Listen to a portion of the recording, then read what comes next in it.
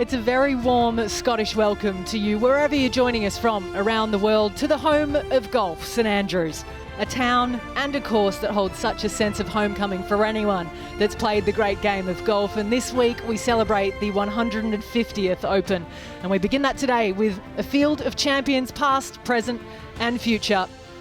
And it's a truly remarkable mix of stories, personalities in the draw in the celebration of champions today that exemplifies what's so special about the history of the game and the impact it's had on the lives of so many around the world. It's a special place and we're thrilled to have you here with us.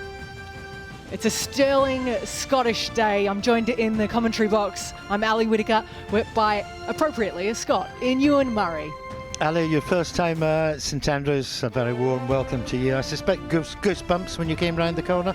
It's almost a borderline religious experience, I think you could say, and it's probably the only place around the world where every golfer feels cool as well. We're all part of it here, and the town just absorbs everyone that comes its way.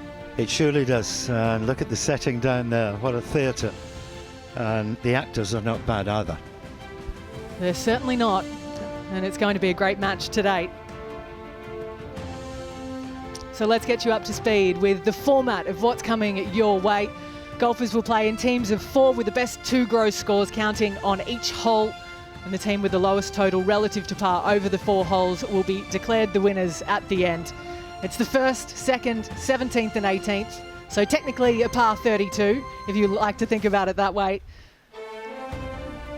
But what a circuit it is. And it serves as a great preview. Well, earlier today, Colin Morikawa brought the claret jug back. Colin. How you doing? Good, and you? Welcome to Scotland. And you? You've made your history now. It's been amazing. It really has. Enjoyed the year. It's been nothing like it. It's been fantastic. Did you think that was going to be like when you came up 18 last year? No. And we had the practice with the security guards last year, and it was the weirdest feeling having them again. So. It's been the best year of a defending champion you could ask for, especially leading up to this. So. Brilliant. Thank you so much. Thank you. And hopefully we'll give it back to you on Sunday. Absolutely. Thanks a lot. Brilliant. Martin Slumbers there from the R&A. And what a place it is. There it is. You can soak it all in today. We'll be doing that all week long.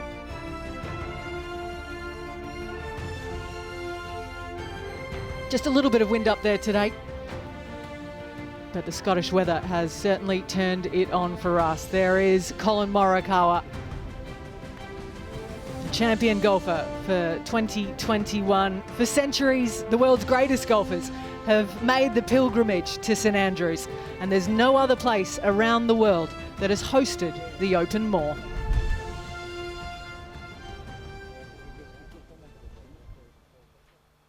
Venue for the 150th Open Championship. It was first staged here in 1873. The game's best known players have lifted the claret jug on this hallowed turf.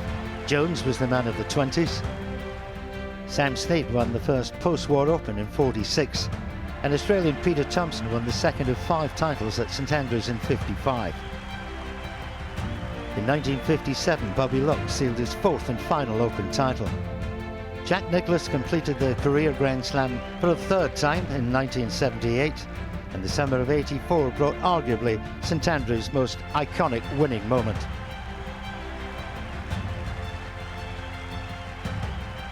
Seve winning for the 2nd time. Nick Faldo also won his 2nd Open title in 1990, and Wild Thing John Daly lifted the jug at the home of golf 5 years later. The headlines at the turn of the century were all about Tiger Woods. He won at St Andrews in 2000 and again in 2005.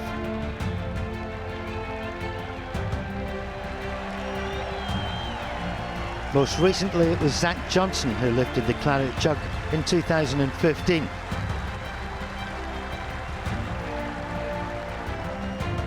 The Old Course is intricately linked to some of golf's most famous farewells. Sam Snate. There is the king, of course, Arno Palmer, and the incomparable Jack Nicklaus. And Scotland's adopted son, Tom Watson. They all waved goodbye to competitive golf on that famous old bridge. Oh, it gives you chills. And we'll have another chapter of history written here this coming Sunday. It's not a bad place to catch a couple of rays as well, just across the road, Ewan. Surely you've been there over the years. The West Sands, there's nothing quite like the West Sands down there. Chariots of Fire was filmed down there. When you talk about the history of the golf, there's a lot more history attached to the town as well. And going back to the days of Old Tom Morris, which the 18th is named after, and that lovely lane you were looking up the right-hand side of 18, Walden House and the old woolen mill and everything else that goes with that. It's a special place and a special feeling, and they're pretty iconic 4 holes in golf. This is us flying down the first. One of the widest fairways in golf, but it's caused some havoc. So down there, right alongside the first green, is Rich Beam. So let's get him to talk us through it. Well, thank you. Standing off just the left edge of the first green right here. And one thing that you'll always first thing that hits your mind is this Swilken burn right here. That's a big no-no, obviously. The coolest thing that I find about this green is that it's mowed all the way up to the very front portion of it. Green tilts a little bit from back to front, but it's very wide. Really just a pretty simple green. There are a couple of sections, though, all the way in the back portion of this green where there are some swales in it that will definitely cause the players a little bit of issues if they come up short or if they get either side of those swales, whether it's right or left. Not the easiest thing to get up and down if you get out of position there. All in all, though, at just 373 yards, I'm not too sure you're going to find a kinder opening hole in championship golf. That's something that many of our players will be grateful for this week. This is the second hole, a bisected par 4, 452 yards of it. You can just drink it all in down there. And a massive green. Tim Butters down by the greenside bunker. Let's hear from him.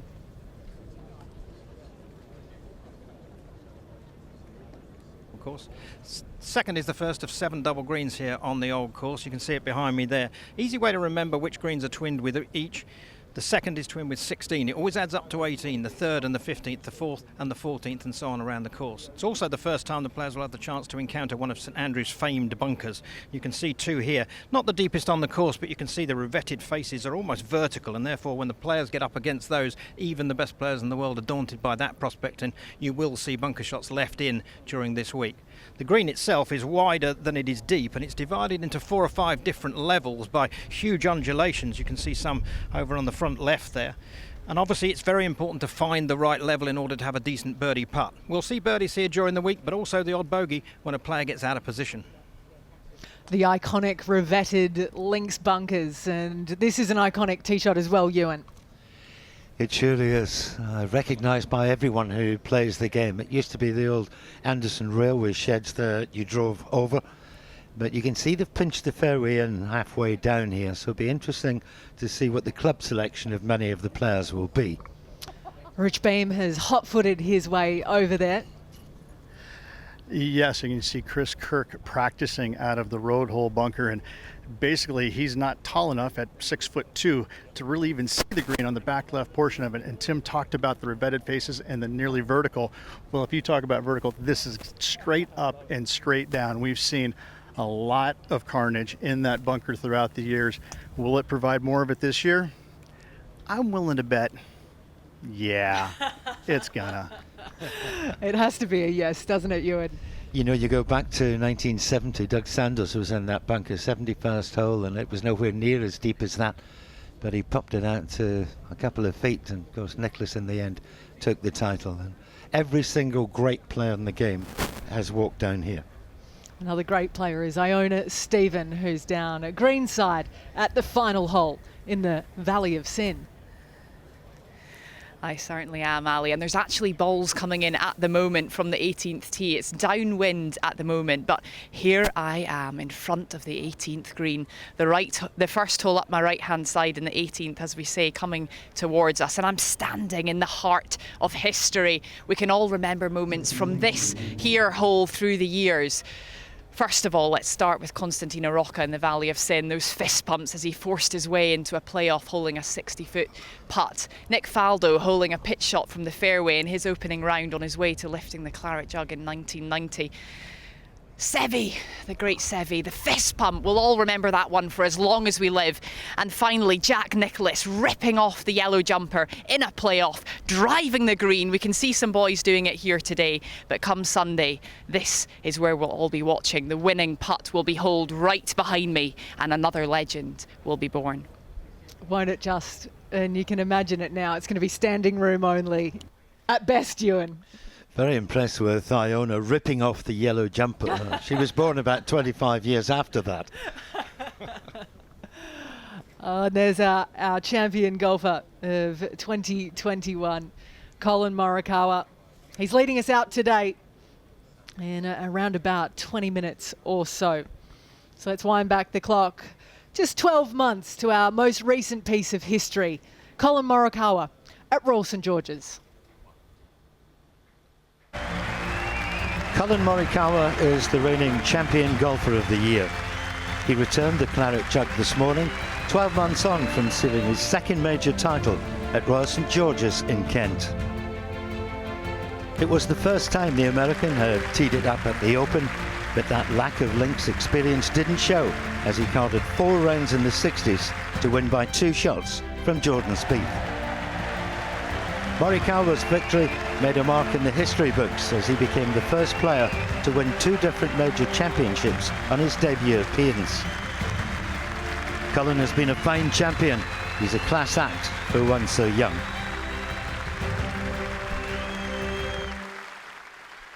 And he'll be leading us off today. And what a thrill it's going to be for so many of the young players. I feel like we should probably still call him one of those, Ewan, Colin Morikawa himself, but he's going to be out alongside the likes of Jess Baker, Keita Nakajima and Anna Nordqvist completing their 4-ball out there this afternoon. It's a massive day for Jess Baker. I watched her win her championship at Handstanton just a few weeks ago with some excellent golf. And imagine standing on the first tee at St Andrews with the current Open champion. Wonderful. Simply brilliant. So there they are. You've got, the defending champion, the reigning golfer of the year, Colin Morikawa. Keita Nakajima's there as well, the Asia Pacific Amateur champion from last year. And in-form Jess Baker, the teenager, who's announced her name in golf as well with Anna Nordqvist. His team Spieth out second at 3:14 local time. Jordan Spieth, Mark Calcavecchia, Juan Postigo Arce as well. It's going to be great to see him play today. And one of Australia's best, and Ian Baker Finch. Stenson won the championship in 16 in dramatic fashion. A wonderful duel with Phil Mickelson. O'Meara's turn was 98. Alan Jarvis and Jennifer Sraga will make up that 4-ball. This is Team Dame Laura Davies. What a leader she is. She's going to be out alongside Darren Clark, Shane Lowry and Jack Bigham, the R&A Boys Amateur Champion. You think there's going to be a little banter out in that group, perhaps, Ewan? I would think so. When you put Davis and Clark together, fireworks probably. Oh, and some of the game's greats. 3-time champion and Gary Player. Sir Bob Charles as well. Sandy Lyle, who took the title in 85, and Monique Kolkman as well, will complete the 4-ball to be a fly on that wall today. Ernie Els alongside Bill Rogers, the Texan, who left golf to work on his farm. Pot Tiger, well, he's done some wonderful things this year. Amateur champion. And Filippo Celli will make up the 4 there. His team, Katrina Matthew, of course, leading them out. The 2009 AIG Women's Open champion. She's there with the back-to-back winner of the Open in Porrick-Harrington, Francesco Molinari. Everyone will remember Carnoustie, so will Louise Duncan. That's where she finished inside the top 10 in her first ever pro event. There's Anna Nordqvist.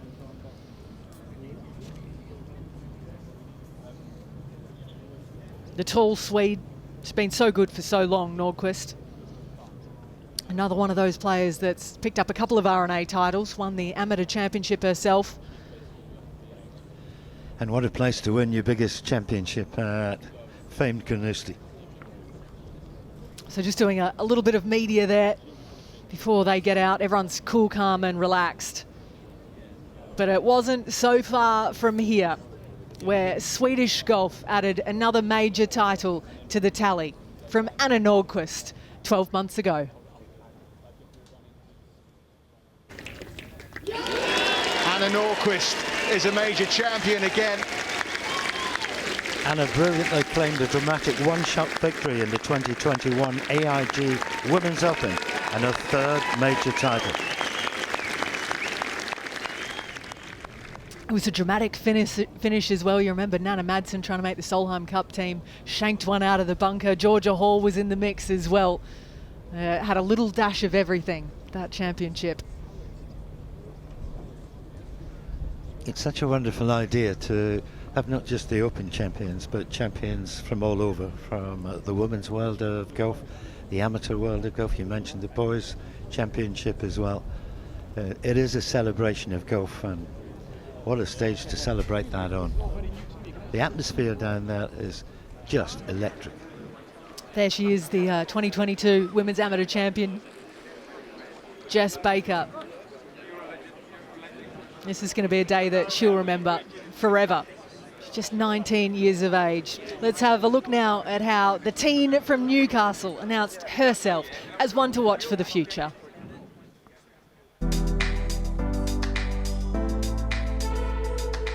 I just think back a couple months ago, I just wanted to quit golf, to be honest, and I think every player goes through that sort of down, and it's just like I've proved a lot to myself this week.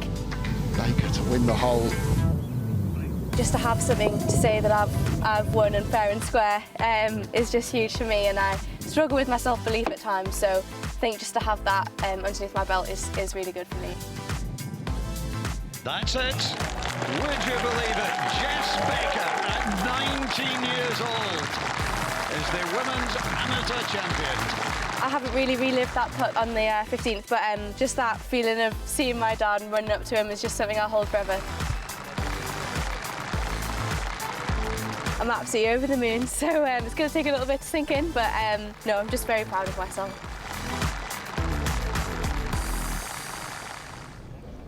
The player who goes to school over at the University of Central Florida had Dad on the bag as well, which just adds something even more special, Ewan, to those weeks. It does, and Doggy in the picture there for the family album. That was lovely. Nervous, of course, understandably so. The adrenaline flows as soon as you turn off the main road and you come down and you see the Royal and Ancient Clubhouse and the beauty, the majesty of the old course in front of you. On a day like this, that adrenaline flows a little quicker and the tummy's going a little bit up and down. For every player, it's just a very special day and a great prelude to the 150th Open. There's Keita Nakajima completing the fourball, who'll be out just after 3 o'clock. And 2021 was a dominant year for Japanese golf with Nakajima, the world #1. He's here as well. I don't think this is going to work.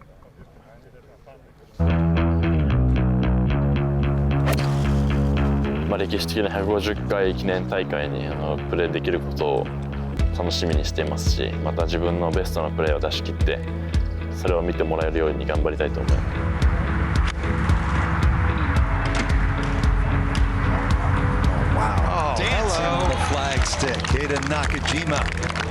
やっぱり歴史的な瞬間っていうのは。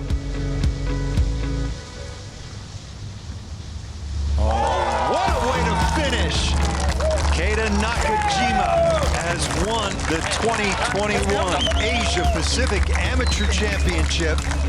本当に一番古い大会であって一番古い、ゴルフ場でプレーできるっていうことは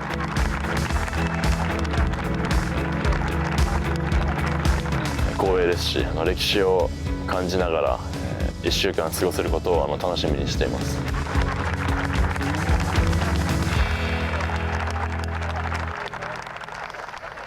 Matsuyama taking the Masters and there. Nakajima, Dubai Greek Golf and Yacht Club.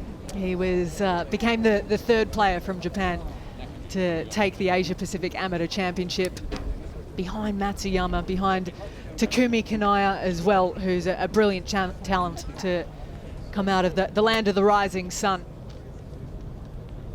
It's one of the great joys of this job is seeing young talent develop. Yesterday up at the Renaissance Club final round of the Scottish, Ju Young Kim, he's only 20 years of age, he's already won 7 times and came within a whisker of winning the Genesis Scottish Open. I remember years ago they used to say you're in your prime 26, 27, that's not the case nowadays.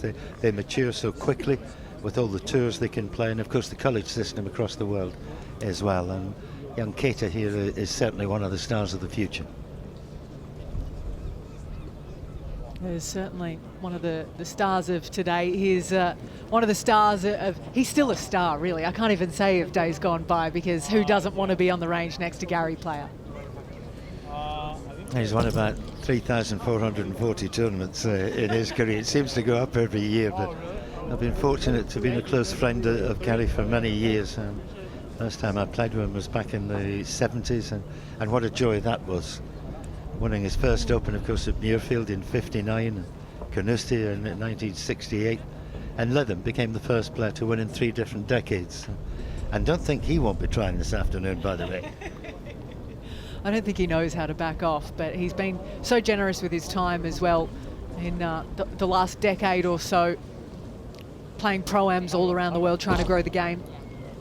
He's great pals here too, Sir Bob Charles. They used to play so many rounds together, practice rounds, and of course always challenging for major titles. Played plenty of rounds in tournament form, and both of them still going strong at 86. Is he still doing his sit-ups, his push-ups in the morning, do you know? It used to be just 150, he's up to 750 now again. There's no sign of him turning back on that. Well, why don't we check in down on the first tee. Iona Stephen is there with the champion golfer from last time round, Colin Morikawa. Let's hear from them. I certainly am, Alison. Colin, it's fabulous to see you here. Welcome to St Andrews. Give us an idea of how the day's been and what this week feels like to you as the champion golfer of the year. It's so special, coming back as defending champion at the 150th Open. Obviously at St Andrews there's a lot to take in, but I think when we see fans like this and we finally see the stadiums get filled, we know it's game time, and I think this is going to be obviously a great celebration and then a good way to start off the week. And to be part of the Celebration of Champions, there's many legends walking around here. Are you having moments where you kind of pinch yourself? Yeah, it'll be special for a lifetime. To be able to hear, especially being at St Andrews, being my first one playing in this Champions event, memories are going to last a lifetime, and I'm never going to forget them.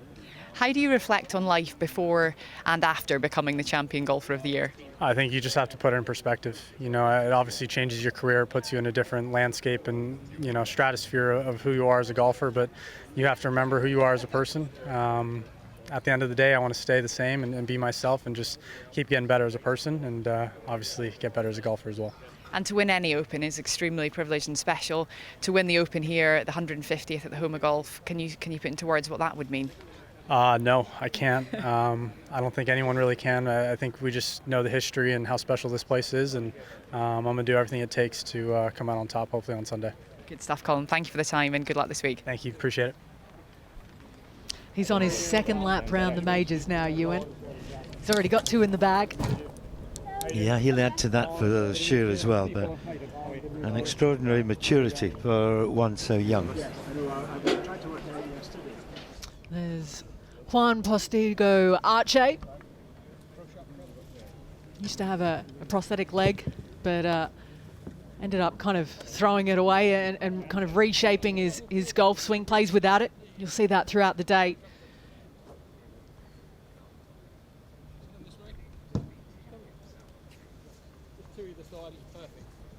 So playing with IBF, Calcavecchia, Jordan Spieth today.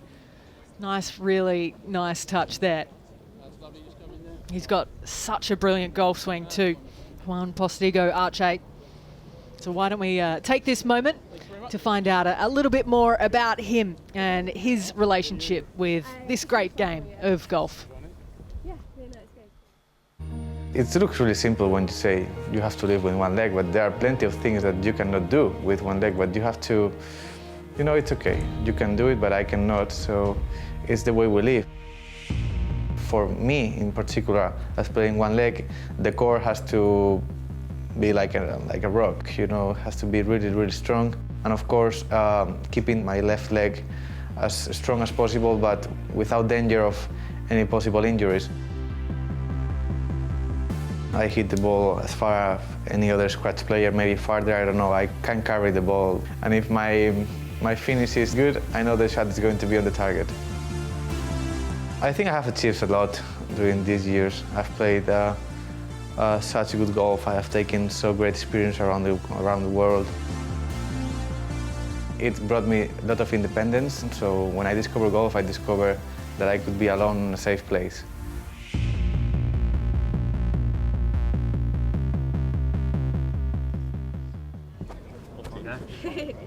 His hero, Sevi, Ewan. Oh, you too, thank you. That was a total inspiration just to listen to these words and the effort to play the game he dearly loves. And he's alongside two great characters there today, and Ian Baker Finch on a 91. 2 years earlier it was the turn of Calcavecchia at Royal Troon. Special day for him, and one I'm sure he's looking forward to.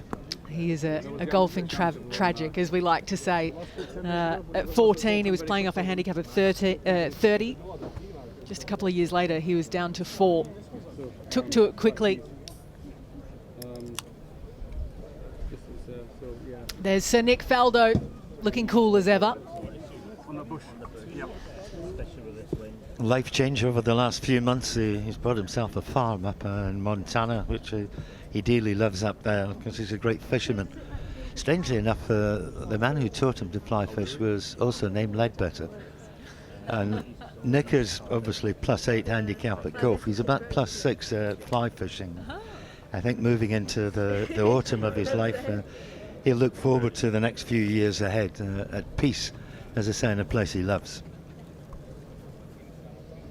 And he's out alongside Zach Johnson, Louis Oosthuizen and John Daly today in our penultimate pairing. So we're just drawing towards 3 p.m. local time. They'll be off in around about an hour and 45 minutes, so he's just getting his warm-up started. It's not a bad place to camp yourself out and see the greats today come through, see all the swings as well, Ewan. The memories he must have. We saw at the top of the programme there, the chip in. And he felt then, even though it was early in the week, he felt then he was going to be the one to beat. You look at Muirfield, 18 pars for his first Open Championship, and John Cook had a really good chance to win that, but 18 pars was good enough. And then the emotion and the draining of that emotion on the 18th in his third Open Championship, again back at Muirfield. There's Ash Barty, Australia's world #1. She's since retired from the game, announced her retirement. There was Catherine Newton as well to her right, an actress who's been helping out with the Live on the Range stuff this week. There is so much content coming your way. She is a killer golfer too, could very easily get to the stage where she could actually play golf as well. Plays off low single digits. Well, we know for sure she's certainly got the mentality, the sporting mentality. A wonderful career. And as you say, maybe another one on the way for Ash Barty. And there's the clock ticking up to 3. Not long to go now. It's going to be some shaky hands, some sweaty palms. But what a treat this is to have so many people that have used golf as a force in their own lives coming back to the home of golf, to St Andrews.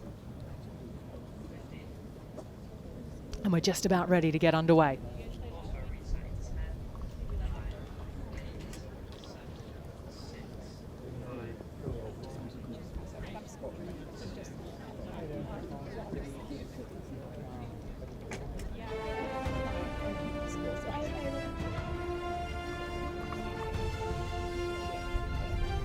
It's a pleasure to have your company here today for the Celebration of Champions at St Andrews. The weather's turned it on for us. Just a light breeze off the right, down 18. There's the first over on the left. It's the 4-hole matches are just about ready to get underway as we tick past 3 p.m. local time.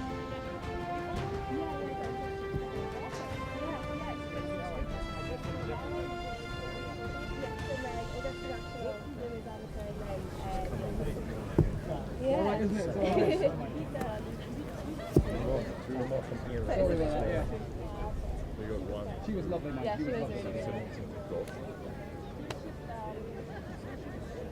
Tee time's about to get underway.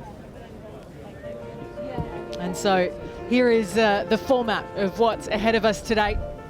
Golfers will play in teams of 4 with the best 2 gross scores counting on each hole. And the team with the lowest total relative to par over the 4 holes will be declared the winners. There are 4 par 4s coming your way. The first, the second, the 17th and the 18th. So technically a par 32 if that's your thing. But it's great to have you with us. Let's throw down to the first tee shot now. Iona Stevens there. Hi, how are you? Nice to meet you.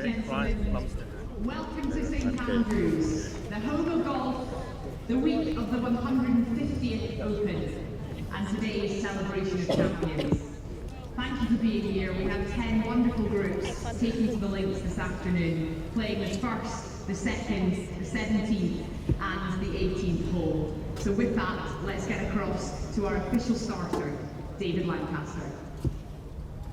Good afternoon, everyone, and welcome to the Celebration of Champions. This is game number 1. On the tee from the USA, Colin Morikawa. The Open week about to get underway. Rather fitting that the current champion should strike the first shot.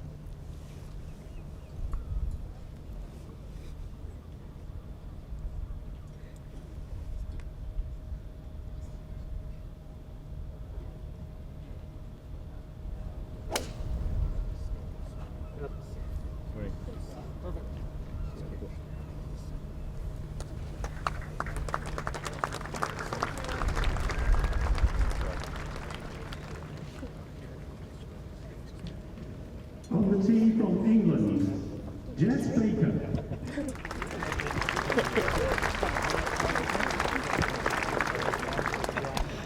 She's a lovely character. Great to have her here. Might be a couple of deep breaths before this one.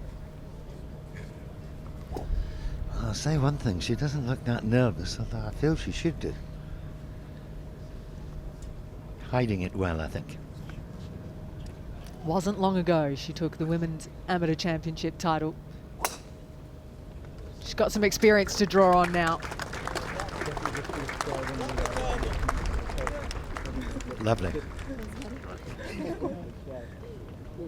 On the team from Japan, Keita Nakajima. The current world amateur #1. He's held it for the longest time.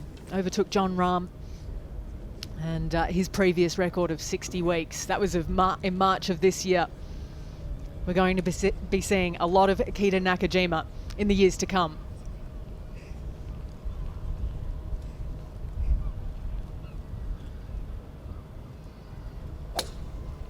Remember his namesake many years ago, Tommy, having big problems with the road hole bunker. Let's hope that doesn't happen to him. Beautiful drive.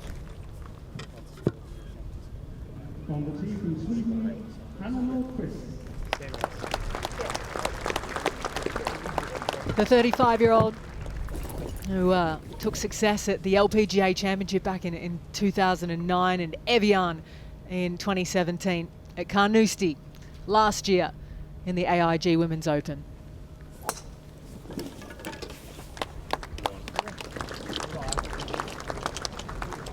One of the simplest swings in the game as well.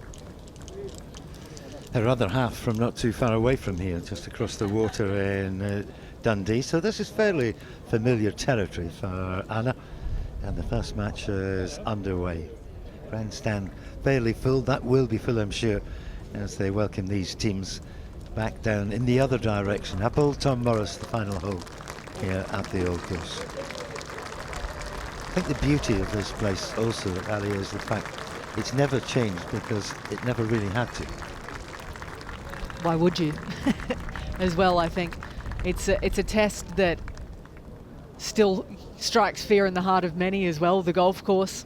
So much of that dependent on what Mother Nature offers up. Here's the swing of Colin Morikawa. 4 magnificent rounds 12 months ago. And it was a classy open down there in Kent. Jordan Spieth, John Ram were in the mix there. But this man saw them off with a quality of golf that was way beyond his young years. And I think he's shown that in his year as defending champion. He's been an outstanding player, yes, but more than that, an outstanding human being.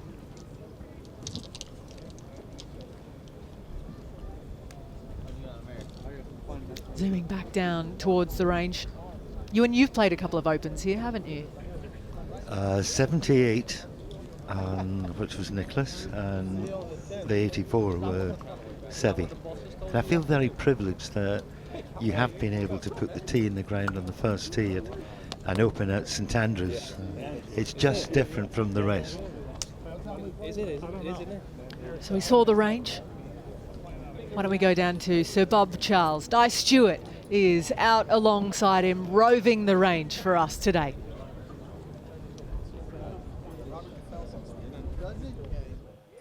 I'm really happy to catch up with Sir Bob Charles on the range, winner of the Open Championship back in 1963 at Royal Lytham and St Anne's. And Sir Bob, tell us about your head cover because it reminds you of the year. Well, just in case I forget, you see, and we've got a left-handed golfer, the silhouette of the left-handed golfer, and the year, which is almost 63, is almost 60 years ago. Yeah, absolutely. So it was all black and white in those days. No colour like today, but no, I've got a record of it. BBC, they did kindly gave me their version the final day of the event. So that was the, I guess the crown on my career was winning the Open. I was fortunate, had a successful career and won a lot of tournaments, but that of course is the one that meant the most. And as a left-handed golfer, what is it like playing the old course here in St Andrews? Well, didn't really favour my game because I was, in my youth, I was a left to right player. And all the troubles on the right on this golf course, as you're probably aware of. And but unfortunately, I was able to control the ball reasonably well. I've had my record here at St Andrews is not that great, but it's I love the golf course. It's my favourite. It's unique and it's different and. To come back to the home of golf for this occasion is kind of special, and I don't know that I'll be getting back here again in the future at the age of 86. I guess the next Open here is going to be a little ways off, and so Gary Player I'm looking at over there, and we're both 86. He's 5 months older than me. Actually, he's got the advantage there. 86 years young, we're saying. Yeah, that's right. And of course, I have fond memories of being here 7 years ago when Arnold Palmer and Peter Thompson were both 86. And my one wish today is that I can get over the burn in 2 shots. Oh, brilliant. Well, we look forward to seeing you. Thank you so much for talking to us. Into this wind, it might be a bit of I might have to lay up short of the burn. Listen, you are so talented, and we can't wait to see you play this afternoon. Thank you so much for your time. Well, nice chatting with you. Thank you very much. Thank you. Brilliant. One of the best putters ever to be seen in the game. Let's go down to 1. There's Jess Baker.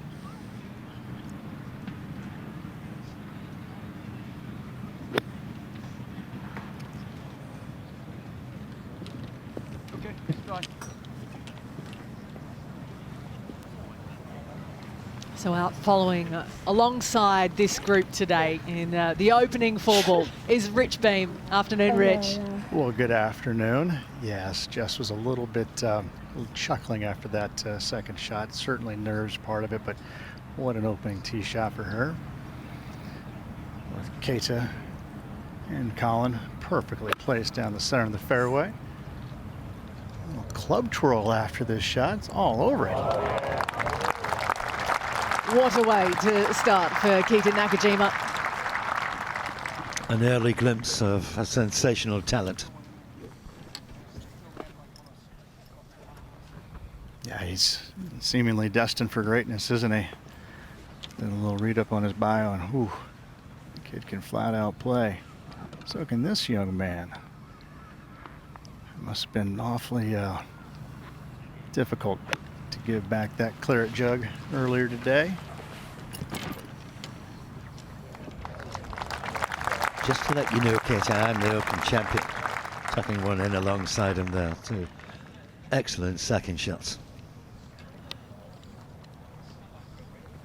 So a couple of birdie chances for Team Morikawa. Remember, the best 2 gross scores on each hole out of the 4 count, and 2 good looks there.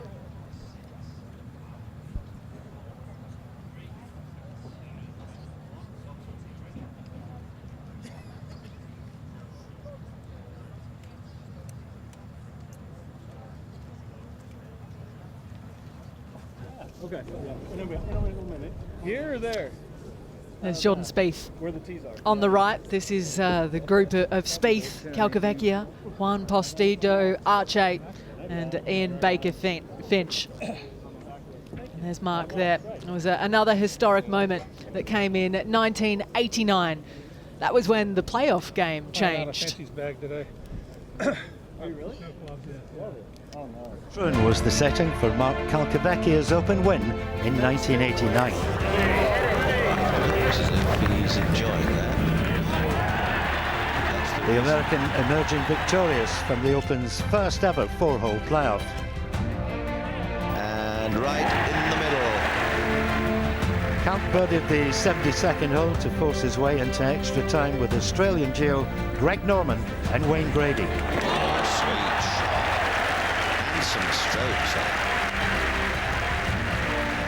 In the Open's first ever 3-way playoff, Calcavecchia went on to win by 3 shots.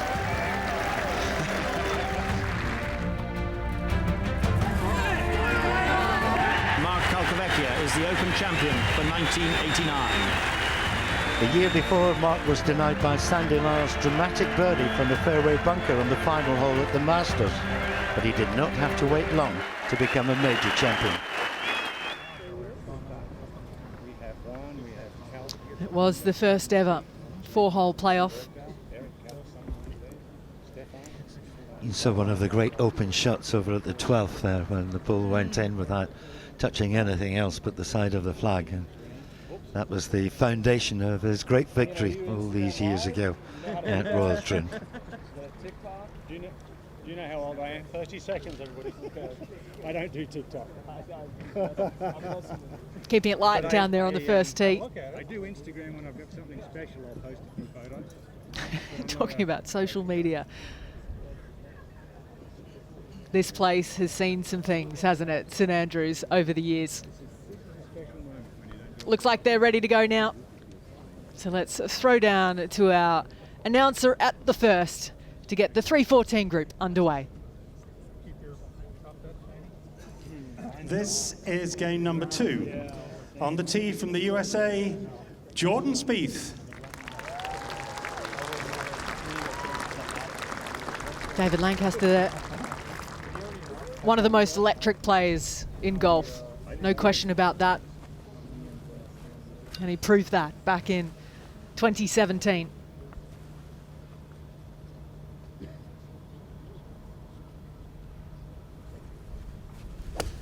That was one dramatic afternoon, and his play over the closing 5 holes was phenomenal.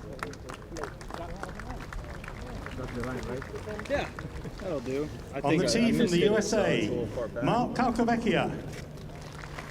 Regardless, this time.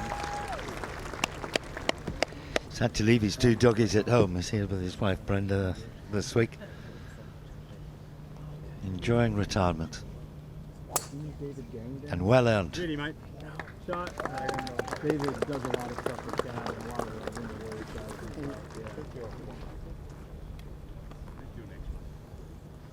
On the tee from Spain, Juan Postigo.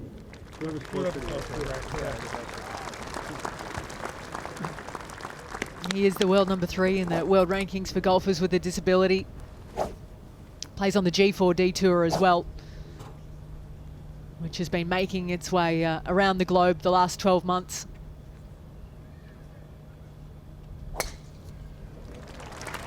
Swept away, quite superb. And long, cracking tee shot. Nice drive. Thank you. Perfect. That was awesome. What's about to the play? On the tee from Australia, Ian Baker Finch. Don't think Ian needs reminding. He hasn't got great memories of this opening tee shot. Having tried to go down the left-hand side and give himself an angle in, he's overdid it a little and bounded out over Granny Clark's wine, out of bounds. But that was many years ago. Hopefully he's forgotten that by now. Yep, beautiful. All right. The man's still got it. Has gone on to have an incredible broadcasting career as well. He's going to have a life in this great game. Healthy hit from the champion of 91. Amazing final round that turned out to be. Birdied 5 of the first 7 holes at Royal Birkdale. I remember his young daughter was in his arms when he received the claret jug, and she thought the microphone was an ice cream and wanted to take that away. It's a long time ago, but some images never leave you. So this for birdie for Colin Morikawa at the opening hole. He's 1 from 1. That's not a bad way to start your defence campaign, albeit 3 days early. I think there's a few more of them in his locker. It just holds such a sense of occasion, the Open. I remember driving past my first one in 2016 at Troon, and it looked like the Quidditch World Cup with all of the stands out almost in the middle of nowhere. It's 2 birdies for Morikawa and the rest of his team. There's Nakajima there. So they're 2 under through 1. Good start, Ewan. Yeah, and if they keep that up, they could post a target that might be quite difficult for the rest to match coming behind them. But there's so much talent in the teams today that we'll see plenty of birdies, I'm sure. Well, he was 2 over after the first 2 rounds back in 1991. It was a blistering weekend's play that saw Ian Baker Finch raise the claret jug. Royal Birkdale was the venue for Ian Baker Finch's major moment. The Australian was 2 over after 2 rounds in a tie for 28th place. But rounds of 64 and 66 on the weekend guided him to the top of the leaderboard. In an inspired final round, Baker Finch birdied 5 of the first 7 holes as he closed out a 2-shot win over nearest challenger Mike Harwood.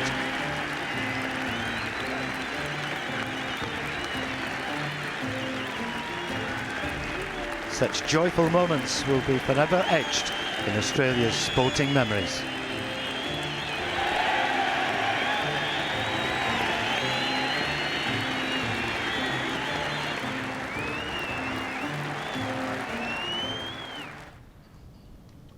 Some lovely moments there.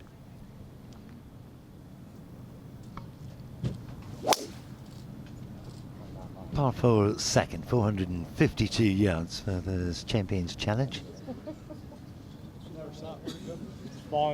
Further right you go, the easier the second becomes, but you've got to try and hang on to the fairway. So he's going to need a good line, and control of the second there probably taken out of his hands.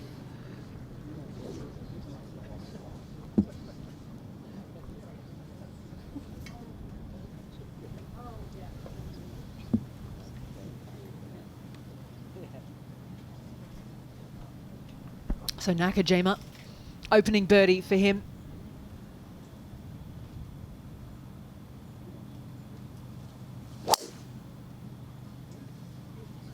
That's the sign you want to see. It is a seriously good golf swing as well. He works with Gareth Jones, who's an Australian that takes care of most of Japan's golf team. Travels over, works with Nasa Hataoka as well.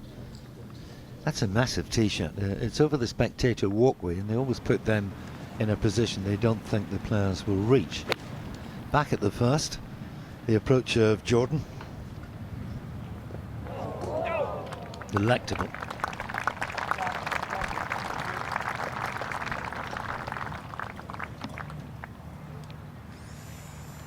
Straight past it there, Jordan Spieth. Delighted to say I'm now flanked by two Scots as well. Andrew Coulthard's joined us. Afternoon, Andrew. Thanks very much. Afternoon, Alison. Yeah, very nice golf course. Looks a little bit crispy already. Only the first day here. Little puff of sand coming up impact. See, you never lose it. Oh, fine margin there. Not sure I've ever called you, Andrew. I get called a lot worse. Put it that way. Put it that way. I was actually talking to Calc on the practice ground earlier on when I was running around doing a list of various things, and it was his clubs haven't arrived. So he's had to borrow somebody's clubs. There's obviously terrible trouble in the travel industry all over the place, and another set has gone missing. You can do this.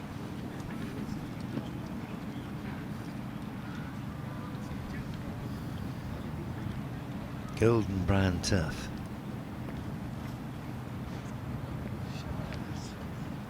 Wind out of the southwest for this opening day of the open week. Picked up nice and clean. Lovely. Beautiful second. But the swing hasn't changed really that much over the years, is it? It's still unbelievable that he missed this opening tee shot many years ago.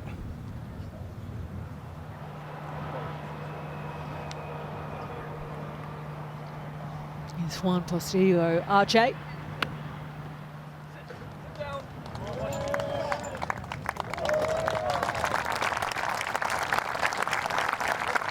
Coming in hot. Like I said, he used to play with a prosthetic and then adapted his game, felt he was more mobile without it. Certainly puts a good move on it. Why don't we head back to the first team with another guest here this time round. It's Henrik Stenson. That should be fun.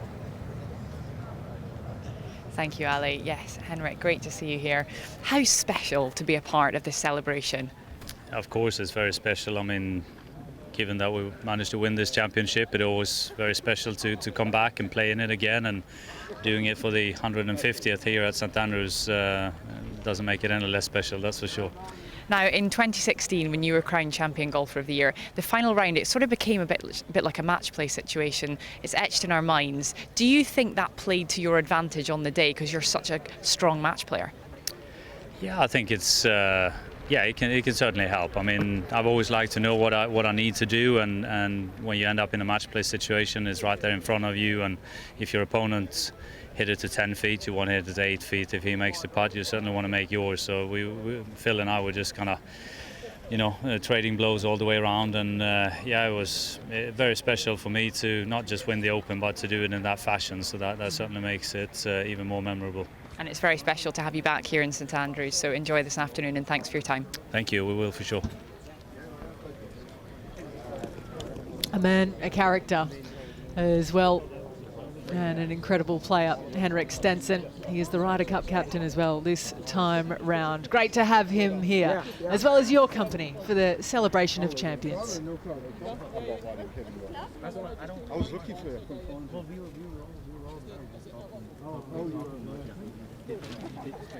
A little bit more.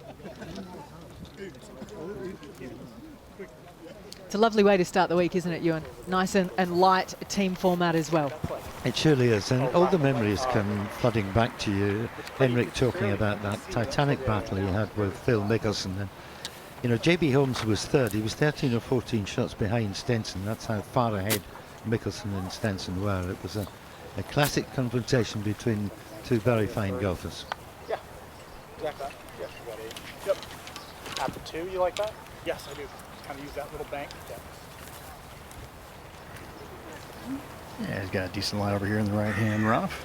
Going to the 2 is, good 35, 40 feet left of where that flag is. Set.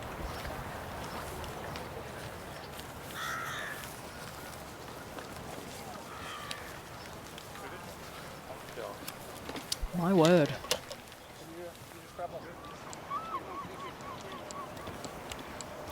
What's that like from back there, Ewan? Not good. He can use the bank on the right of the hole there if he wants to bring the ball back, but if he's got a decent lie, I'm sure he'll conjure up something. Tab back to the first. It's going to be Henrik Stenson, as we understand, to play away.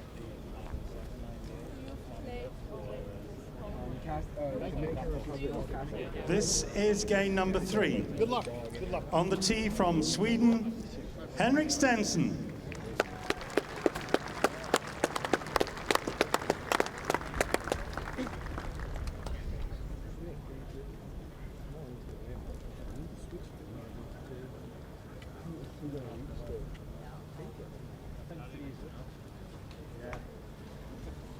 Henrik, you're in front of the marker.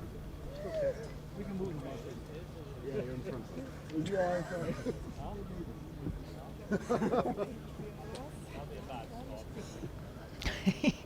It'd be a fun team captain to have. What is it? That's 2? 2 out of 4. No doubt just trying to keep his playing partners loose down there at the opening hole.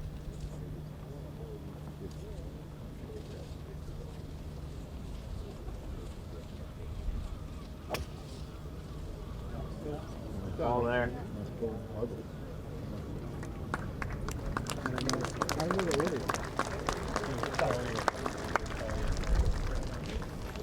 On the tee from the Cayman Islands, Aaron Jarvis.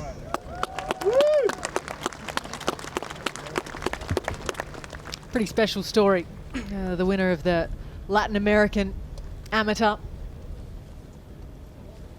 And making golf in the Cayman Islands known around the world and trying to grow it there is a huge goal for Aaron Jarvis. Yes, he's going to be the Pied Piper, I think, in the future for his country. Just an Ireland ball back in the stance. Yeah, just driving that low, chasing it up the first fairway. Letting the ground doing the work for him.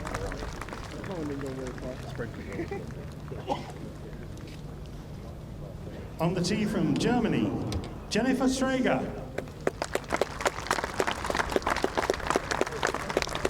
She played the Diversity Cup, which was played at the same site as the Solheim Cup in 2019 at Glen Eagles. She's 21. She was born with achondroplasia, which is commonly called as short stature. She's got shorter arms and shorter legs, but a longer body. So she says, in terms of how that affects her golf, she doesn't quite have the arc that other people do.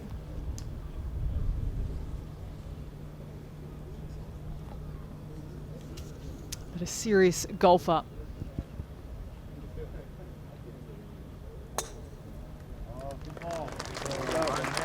Plays off single figures. Skips one over Granny Clark's Way. It's never a bad thing down the left-hand side of the first. It opens up the green for the second. On the tee from the USA, Mark O'Meara. What a year 1998 was for O'Meara. Masters champion golfer of the year. 2 majors in just a few months.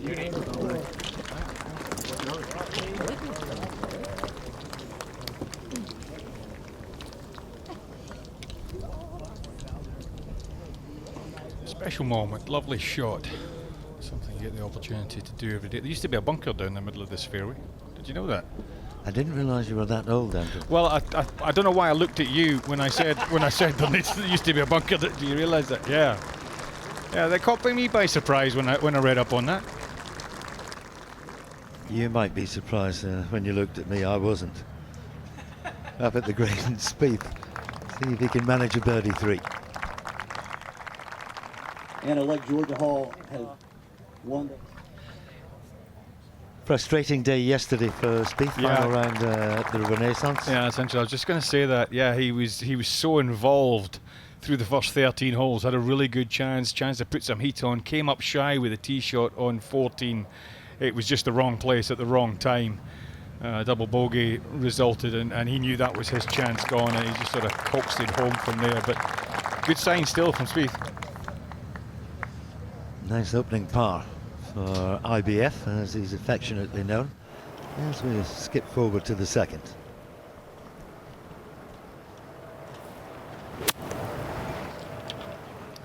Nice pin on the second. You don't really see it over there very often. Use some of the contours to feed it down and round, and well, Anna's maybe done better than that. Yes, she has. Hey, Jordan, thank you. Absolutely flush. Jordan, thank you.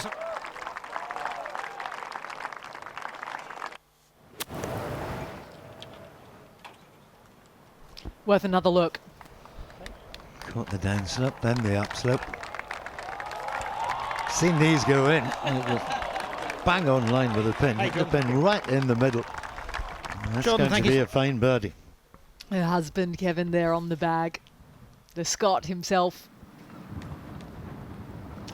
Back to the tee with Jordan Spieth. I'm trying to think whether you can see Cheap's bunker from that tee. There used to be a pile of gorse just in front of the tee. They've taken out so much gorse around this golf course over the years, opened it up tremendously. James Cheap was a landowner here, and it was him who saved the links for golf from rabbit farming. I don't know if you remember that. You were around, I told you were around in those days.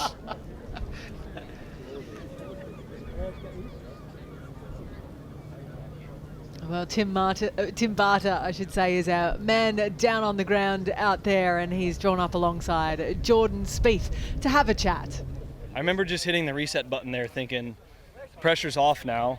You know, he has the lead, now he has to close it out. Why don't you go out there and force him to? And honestly, I don't really take pictures many places I go. I kind of just try and take them in, but I just turned back off the first tee and looked back towards the 18th green, and it's just like, it's always an amazing spectacle, the 18th at an Open Championship, but you turn back at St. Andrews and you see the town and the buildings and just the massive grandstands there, and there's nothing like it in golf. And so I took out my phone, took a picture right away, sent it home. So it's obviously one of a kind here. When you won this championship in 2017, you produced the most incredible finish that we've ever seen. After an adventurous 13th hole, you then finished birdie, eagle, birdie, birdie, par. When you think back to that, what are your impressions of it? What do you remember about it? Anything?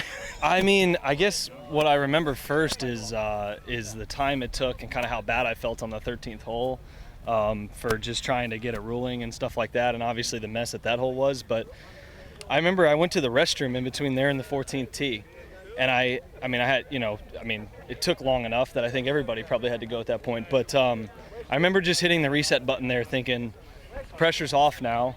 You know, he has the lead, now he has to close it out. Why don't you go out there and force him to? And for whatever reason, I was able to kind of turn around and hit a really nice 6-iron on 14 and gain the momentum back. And I remember the 18th hole, just walking up to the green being like, wow, I can't believe this last hour and a half, like what just happened. And lagged one up there to, you know, about like that. And that's about as nice and easy as it gets there to win a major championship. So it didn't really hit me for quite a while after, just given all the emotions that went through me that day. Really appreciate your time. Enjoy today. Thanks, Tim. Thanks. When you listen to Morikawa and Spieth, you feel very privileged that they're at the top of our sport. Beautiful words from Jordan there. Here's the birdie putt for Peter Nakajima, just on the low side.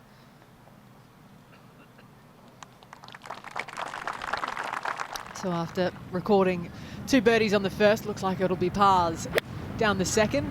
This is Aaron Jarvis. Nice swing, isn't it? Nice balance to it. Even tempo. Similar way back than it was all the way through. Only one golf course in the Cayman Islands. He travelled over to the US in Florida.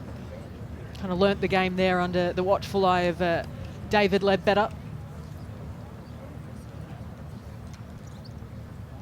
but he hopes it grows. Now this is the sort of birdie putt that everyone that plays this game would like. Easiest of threes from Anna, given the quality of her second. And what a start from this team. There we go. So Anna's got it.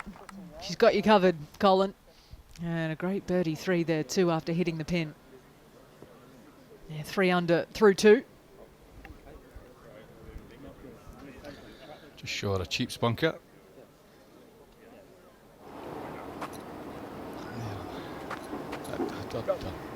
Just an amazement at that. That is outstanding.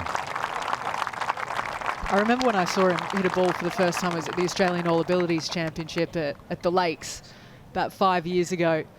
And you actually, you don't realise from behind that he's only got one leg. There's nothing you can see in the golf swing. It is absolutely pure.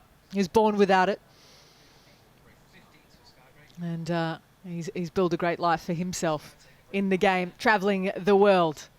Juan Postigo Arche, the world number 3.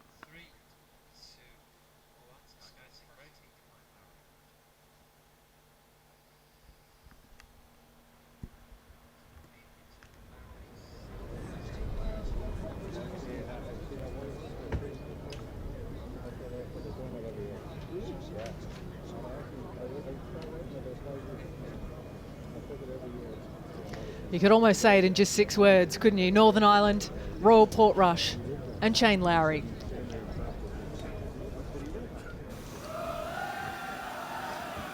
He couldn't, could he?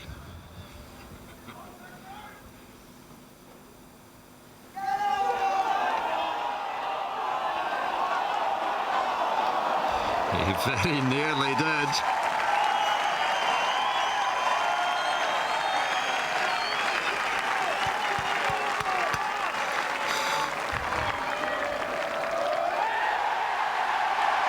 Shane Lowry is the Open champion.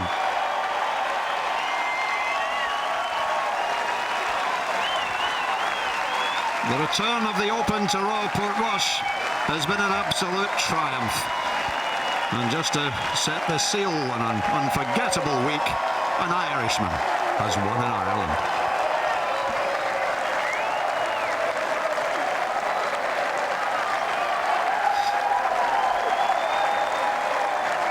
Such emotional scenes, even 3 years later, it still gives you goosebumps as you remember what a wonderful championship it was in 2019.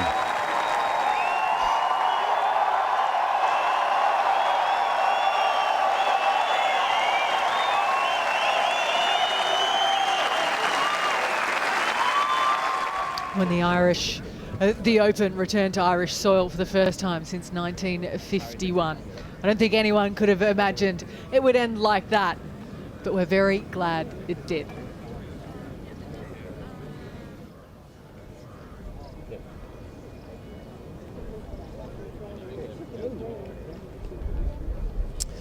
This is game number 4. On the tee from England, Dame Laura Davis. The Dame. There's no one like the Dame. Believe it or not, she's nervous. She told me earlier she's nervous.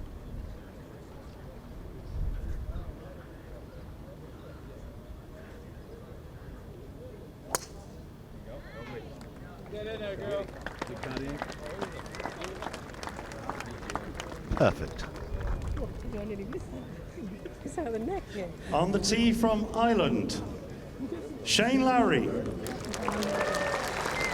The pictures you saw a few moments ago at Royal Portrush, more images will never leave you if you were there to see that live. With his caddy, Bo from the north and Shane from the south, United Ireland. The scenes that followed that were quite extraordinary. Yeah, I followed him. Called his match out there on the Saturday, and the whole of Royal Portrush was rocking down the last few holes. On the tee from England, Jack Bigham. Won his R&A Boys Amateur Championship at Royal Cinque Ports in August. Had to go into extra holes over Riccardo Fantinelli. A great young talent to watch. Not wasting any time. Spanking that one down the middle. Yeah, that's a new thing, isn't it? Not the down the middle bit, but not wasting any time.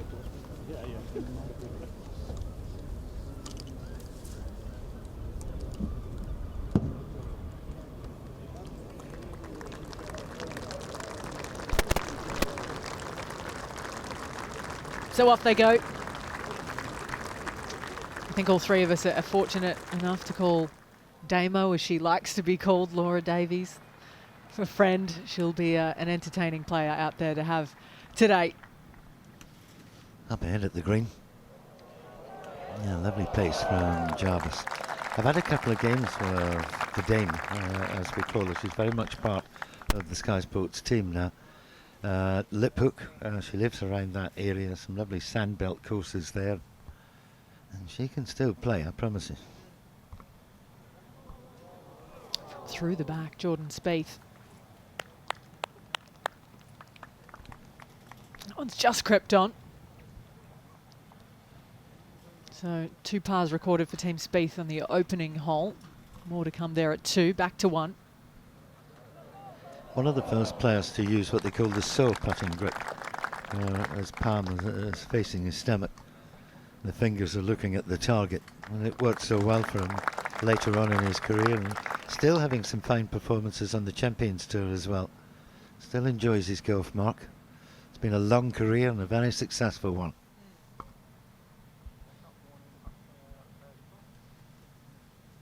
Postigo Arche.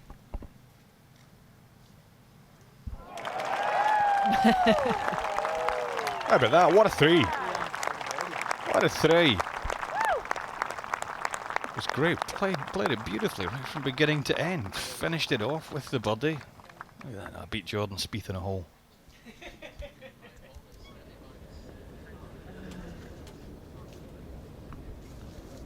So out in the next group, you could almost call them the classics, couldn't you? And one of the players is Sandy Lyle, the 1985 champion. And you can see him there alongside Iona Stephen again.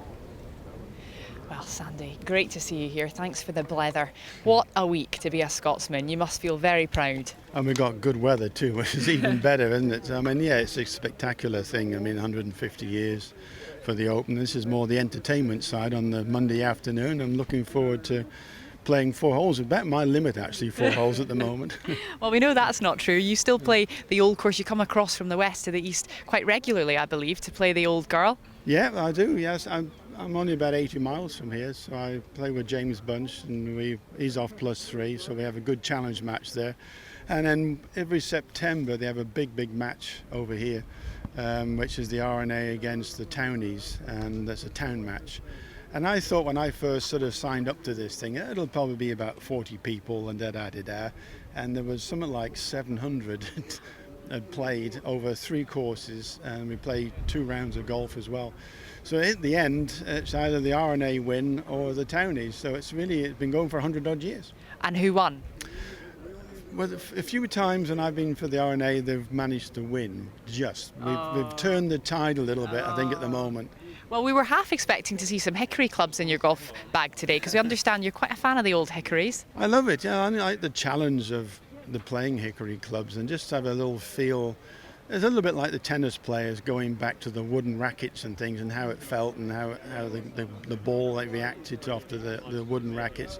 So the golf ball now really behaves itself pretty good with even with the hickories. But if you use the old golf ball with the hickories, they don't go very far at all, about 220 yards with a driver, which is not long enough for some of these big courses these days. No, it certainly isn't. Well, listen, it's lovely to see you here. Thanks for the chat and enjoy this afternoon. Right, Thank you.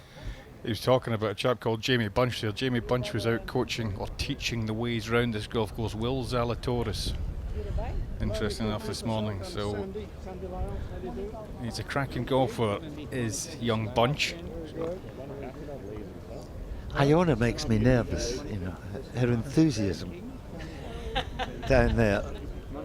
I mean, she's just born to be in that job. You can see the joy in her face and how the players enjoy talking to her as well. And I remember playing with Sandy Lyle up at Skibo a bit late on in the evening with the Hickories, and believe me, he's as good with them as he is with steel.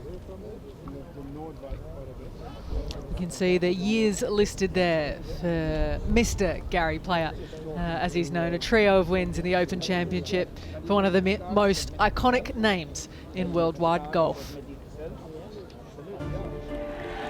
Gary Player is the oldest living Open champion. His first success came in 1959 as he surprised the odds to win by 2 shots at Muirfield. You want to have to win the Open Championship. The South African had to wait 9 years for Open win number 2. It was sealed at Carnoustie. And there's the winning streak for Player. The champion golfer for the Gary Player. Hey, Gary, hey. Give it a kiss, baby.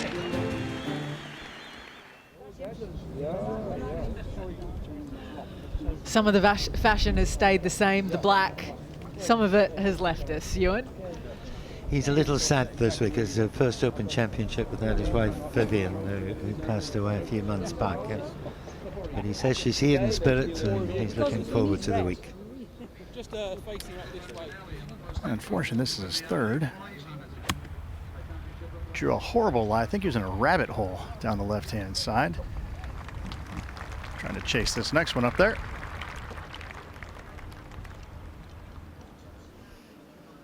Yeah, I like where they've got these pins nice and friendly for something as enjoyable as this. Any memories down 17 for you, Colty, that you want to share? Yeah, not very many of them are that nice, actually. Yeah, well, no, yeah. Well, look, except when you wake up in the morning already screaming, you know, and with cold sweats, worried about the road bunker. Until you get past that, you can never really sort of relax. Second on the way of Larry, right at it. Superb control.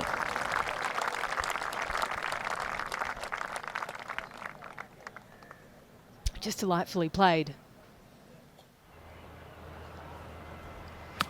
Well, third shot we're hearing, so certainly creates a better angle for himself to try and get it up the tier. Misjudged it, really. Should have done better from there, but we're having a little look at the rough earlier on. It's wispy, but a lot of the stuff down the bottom is quite juicy and quite thick. Going to cause some problems. Jack Bigham. Wouldn't this be something? Birdie. Maybe just a little tentative there. When you're feeling the nerves, Colty, 9 times out of 10 you come up short. Oh, of course, you know, you get a little line aware too much and forget to hit it, but when you're in such exalted company around a place like this, it's very easy to just not quite feel yourself. I don't think Dame Laura knows how to be anyone else. Very nearly an opening 3. Had a wonderful experience last month with Dame Laura as Dame Laura was driving in Boston. Eyes shut. My eyes were shut. She's got a little touch of the Lewis Hamiltons in there. She's not scared of a bit of speed, I'll tell you. She does have quite a penchant for fast cars, doesn't she?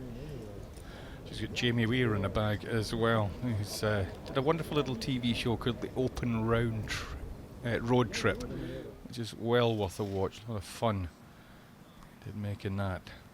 Body try for Lowry at the first. Ideal start.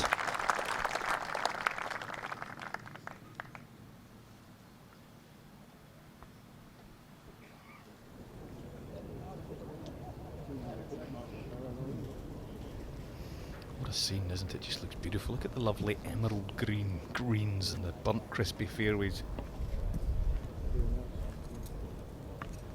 Between 3 of these 4 players at least, I imagine they've made many a trip here. Be good to count them all up. Mr. Player, ready to play. This is game number 5. On the tee from South Africa, Gary Player.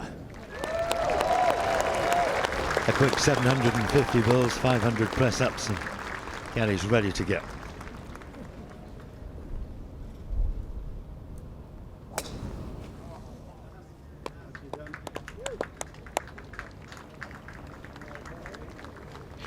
Steady on, slow down.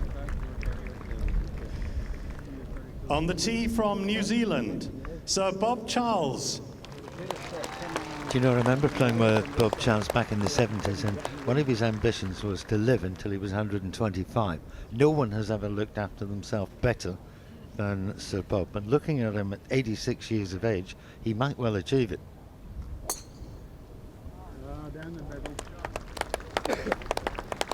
It's not bad, is it? Gets it further back than I do now. Well, as I said, no one's looked after himself better than Sir Bob Charles. Sandy Lyle.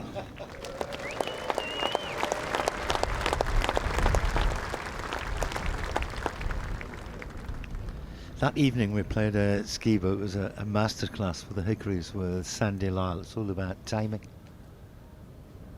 Got bogged down a little, I think, in the middle of his career with theory, when he was such a natural player. Winning the European Open in '79 at Turnberry, and he was on his way. Yeah, he's a lovely man. I think he's going to struggle today though, because he doesn't have the waterproof jacket on. You think it reached it, Sandy? That's Monique Kolkman. Kept running and running and running.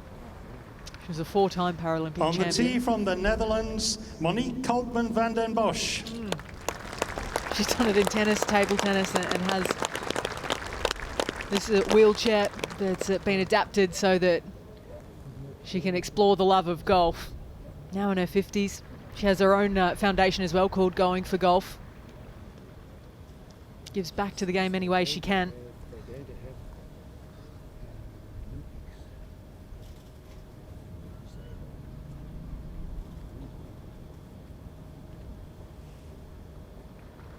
Such an unbelievable athlete.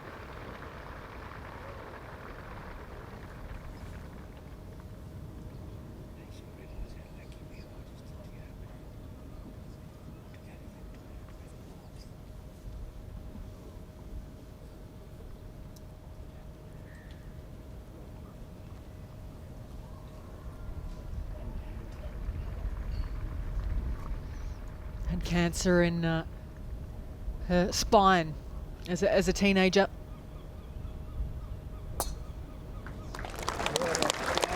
But she's built her life around sport.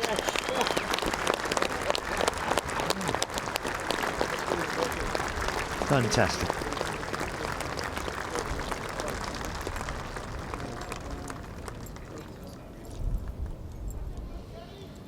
There's some stories, some memories in that group. The group of player Charles, Lyle and Kolkman. They're away.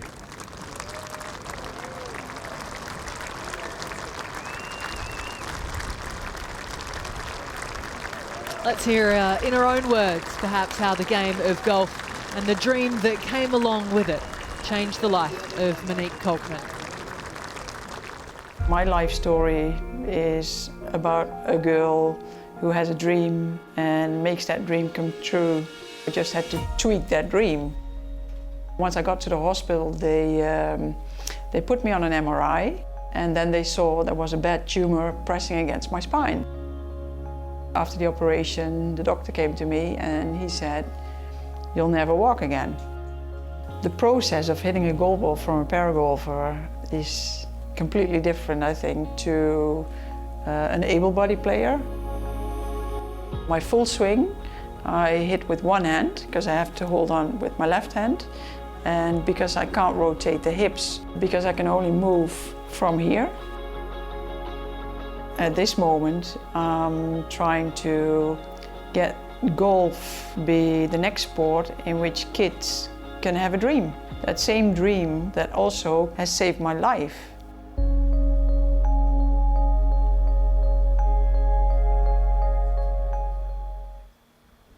She won Paralympic gold medals, first in table tennis when she was just 19 at the '84 Games, won gold medals in tennis as well in successive Paralympics in 92 and 96. She was the world #1 for 6 years. And then golf came next.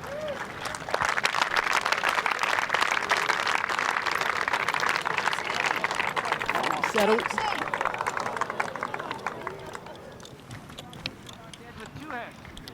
Still plays any sport with such ferocity. Her enthusiasm is contagious as well. An incredible competitor in whatever she does. Let's go to 17 with Nakajima.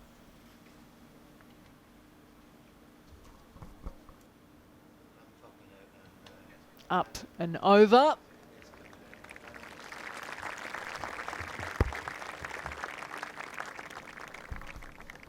Pretty good from there.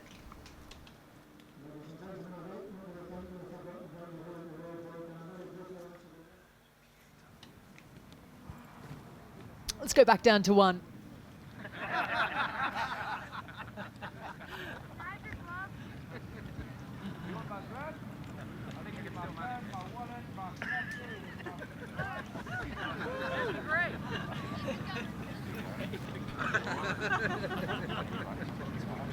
It's not like Gary player to love a chat. He's got his good friend David King on the bags, the chairman of Rangers Football Club. In Scotland, they've travelled the world many a time, playing in events all over. Good golf on his own right, Dave King.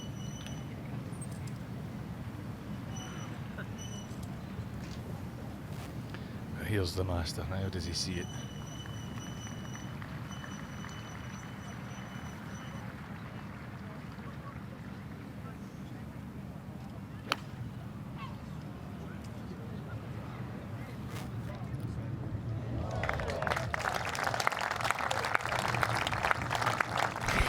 He's still got it.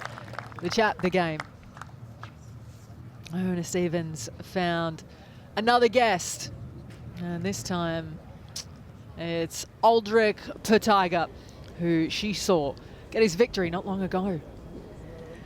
I certainly did, Alison. I was there watching Aldi take the crown of the amateur champion. Aldi, it's great to see you here.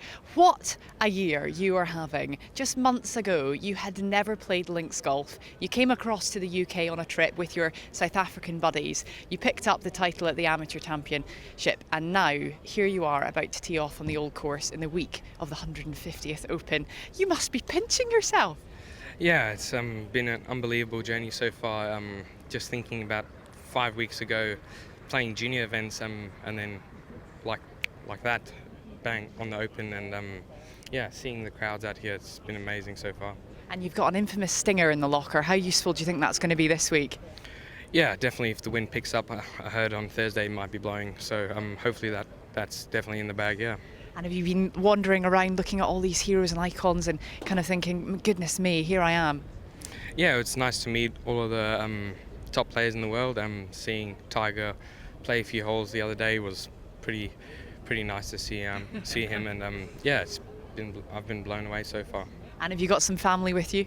Yeah, I've got mum, dad and sister with me, and a couple of friends. So it's nice to have them not be homesick for a couple of weeks again. So yeah, that's pretty nice. Oh, Aldi, they must be so proud of you, and we are so looking forward to watching you play this week. Congratulations on all you've achieved so far, and enjoy this afternoon. Thank you. Incredible when he became the youngest winner of the amateur since Matteo Manacero, actually, wasn't it, back in 2009. Let's go up to Jennifer Schrager.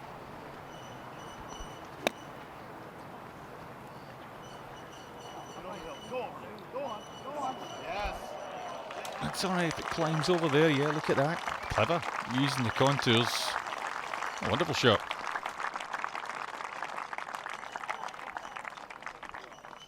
They're going to remember every single one of these shots, aren't they? How special the occasion is, the celebration of champions.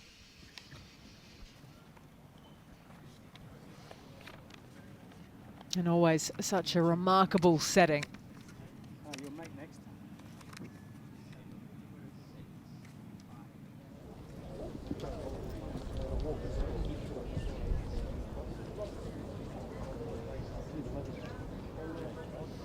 It's a pleasure to have you with us here at St Andrews, wherever you're joining us from around the world. And while we have a moment, let's remind you of the format. Golfers will play in teams of 4 with the best 2 gross scores counting on each hole. And then the team with the lowest total relative to par over those 4 holes will be declared the winners. It's the 1st, 2nd, 17th and 18th. They're all par 4s, so technically a par 32. And it's team, well, I was going to say Morikawa, but there's a couple that are catching up. Lead the way. There they are. How cool is that? Jess Baker, Keita Nakajima, Anna Nordqvist, all 4. They led the way just after 3 p.m. this afternoon. And that's a photo that's going straight to the mantelpiece, I think. All of them champions in their own right. They have a few pictures there already.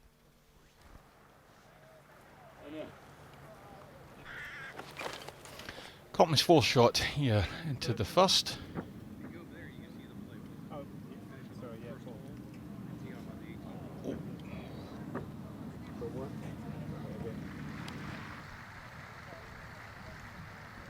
Not the start she was looking for, but plenty more holes to go. Here's Henrik Stenson for his birdie at 2. The captain rocks it in.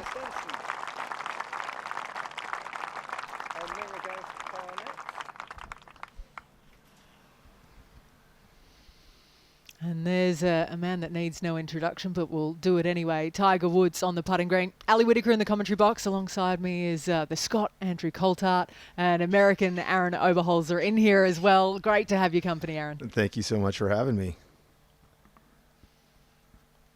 Such a thrill having Tiger Woods back here at the 150th edition of the Open.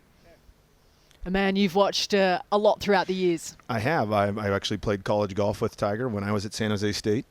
He was at Stanford, and we were the 1 and 2 ranked golfers, college golfers in the country at the time. I'll give you a guess at who number 1 was and who number 2 was. See, someone's worded you up that we're a little cheeky, and you know that Coulthard's probably throwing that at you next. And you know, how are you getting on now? Then, how are you thinking? How are you thinking about things, Well, let's just say he's done well for himself, for sure.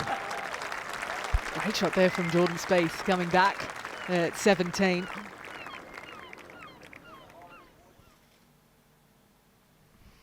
And just hitting off the left here with this one.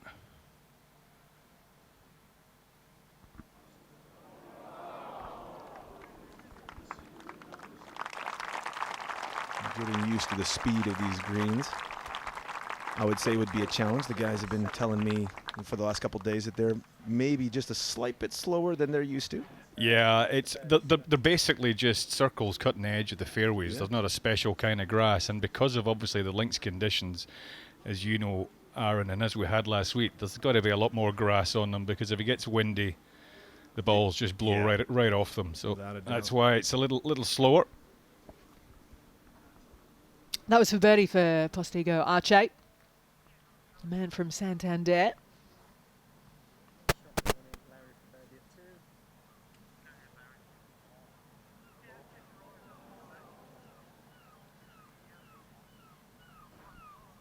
Not to be for Shane Lowry.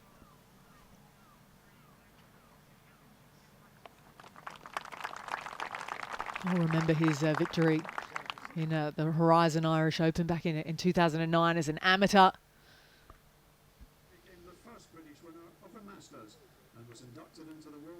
Back to 17 with Baker Finch. And this man, probably one of the greatest putters that the world's ever seen. And of course, I say that, and he comes up a little short. It was online, though, Ian. It was online. Still swinging it well, Alan. A nice tee shot off the first. I know he's had a bit of history of that tee shot. Loves the game, loves to still play. Told me that he plays 3-4 days a week at his home club in Florida. Just loves it, loves it.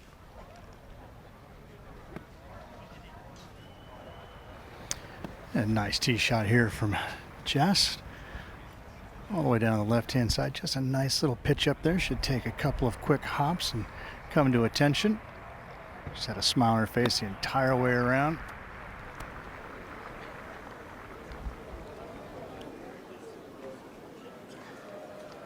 Oh, back down it drifts. Can she be inspired by Konstantina Rocca back in 1995?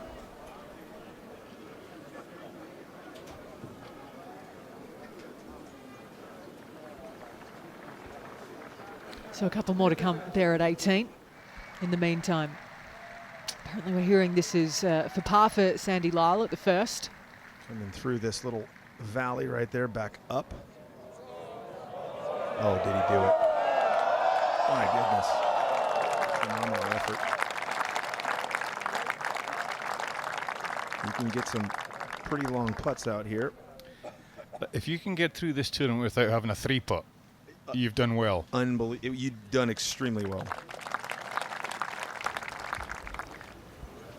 And defending champion, nice tee shot here at the last, putting a new wedge into his repertoire this week. A little bit less bounce after last week.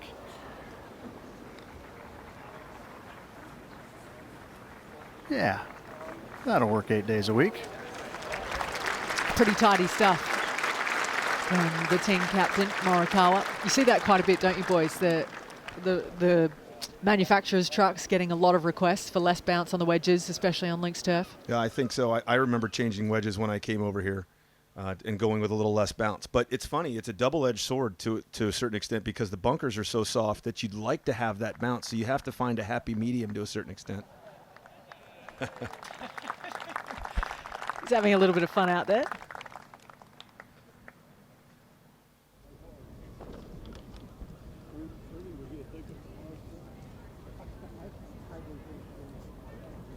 This is game number 6. On the tee from the USA, Bill Rogers. The Open champion in 1981.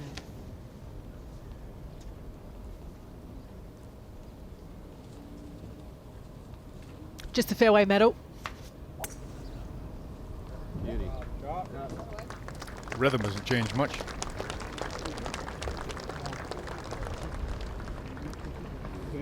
Kind of like riding a bike for these guys.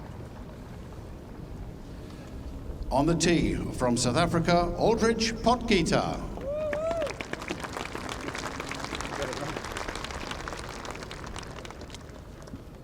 Great to hear his thoughts before he went out there.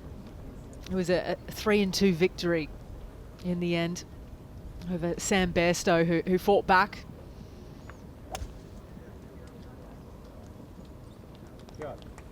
Beauty. And he's exempt through this week. What a special week it'll be. Yeah, we'll play the Masters as well. On the tee from Italy, Filippo Celli. European amateur champion.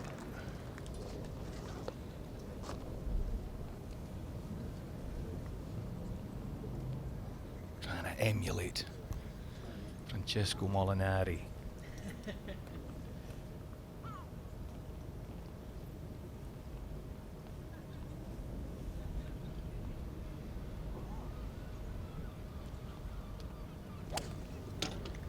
Of course, he's playing with the amateur champion. There was an Italian amateur champion not that long ago, Manacero. He started to play well again. One of the youngest winners ever on the DP World Tour.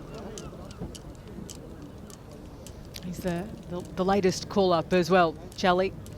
It was only last month when he won the European Amateur Championship in Spain, which sent him here. And what a journey to make.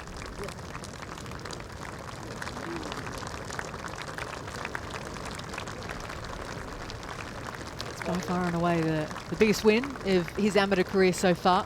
Cricketer Kevin Peterson walking there with Potgieter down the first fairway. It's a tremendous amount of conservation, trying to save the rhino.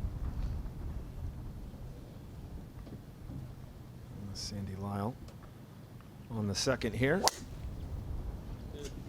Not too far left. Hopefully. Oh, absolutely perfect.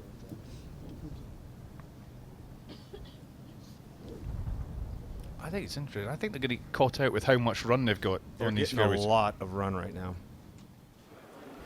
Yeah, this is back up the hill, maybe a little on the sluggish side, however. Oh.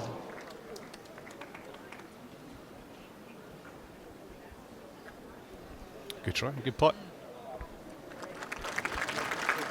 Good player, stalwart of the Solheim Cup team as well. You got to like her chances to repeat at Muirfield this year.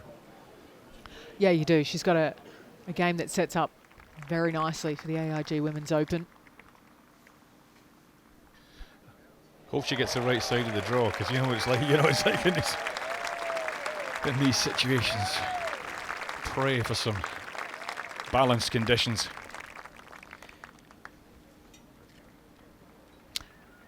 So Tim's found a man that loves a chat. We've said it already. Mr. Gary Player is out with him now. Gary, thank you so much for joining us. Let's have a little wander as we have a chat. 3 Open Championship victories in 3 different decades. You've played 46 Open Championships, a record of anyone. What makes this championship so special? Who better than you to tell us? Well, it's the greatest championship in golf, without a doubt. For the simple reason, historically, I mean, if you go into the clubhouse here at St Andrews, the Royal and Ancient home of golf, started in 1754. It's mind-boggling. And you think what the R&A has done for golf across the world and the great champions that have come to play in this championship. Ben Hogan coming once, winning it once at Carnoustie, Arnold Palmer coming here, Jack Nicklaus, Lee Trevino, Tom Watson, Bobby Jones, Sam Snead, Bobby Locke, you can go on forever and ever. And the thing about what makes this so great, if you go and play in South Africa, America, or Australia, I can not even look at the flag. And I can say to my caddy, what's the yardage? He says 150. I said, give me an 8-iron. Well, you know, Tim, you can hit an 8-iron, 5-iron, 3-iron, or a sandwich. So it brings out the judging, the feeling of the game. You play shots where you're 100 yards from the green with a 7-iron and keep it this low. You just don't do that anywhere else. This is the ultimate test. You have to trust instinct to the end, though it render no reason. And I've repeatedly said this. It's just something very special. And when you come here and you think of all the champions that have played on this golf course, and I've heard people say, well, the golf course is becoming obsolete, it's too short. What does it really matter? It doesn't matter if they shoot 460s. There's still got to be a winner, a second place and a third place, etc., etc. It's just the fact of being here. History, a game that we all love. It's enabled me to travel more miles than anybody that's ever lived. The education it's given me, the money we've been able to raise for charity, what this game has done across, make friends, it's just been an epic journey for me. We appreciate your time as always. Keep enjoying the golf. Thank you so much. Take care. Thank you. A nice journey that we've been privy to and still are as well. This for the birdie at the last for Morikawa.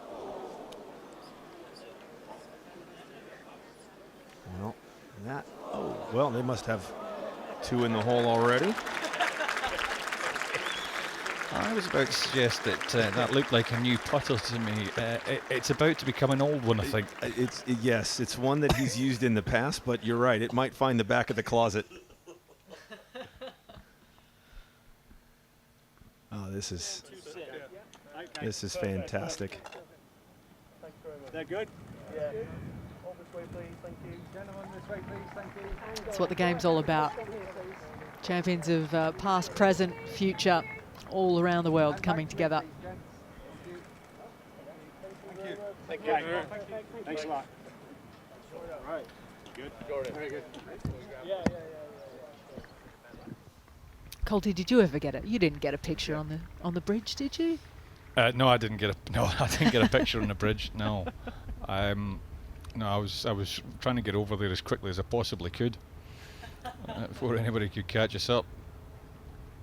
It's 700 years old, that bridge. It's almost the same age as you and Murray.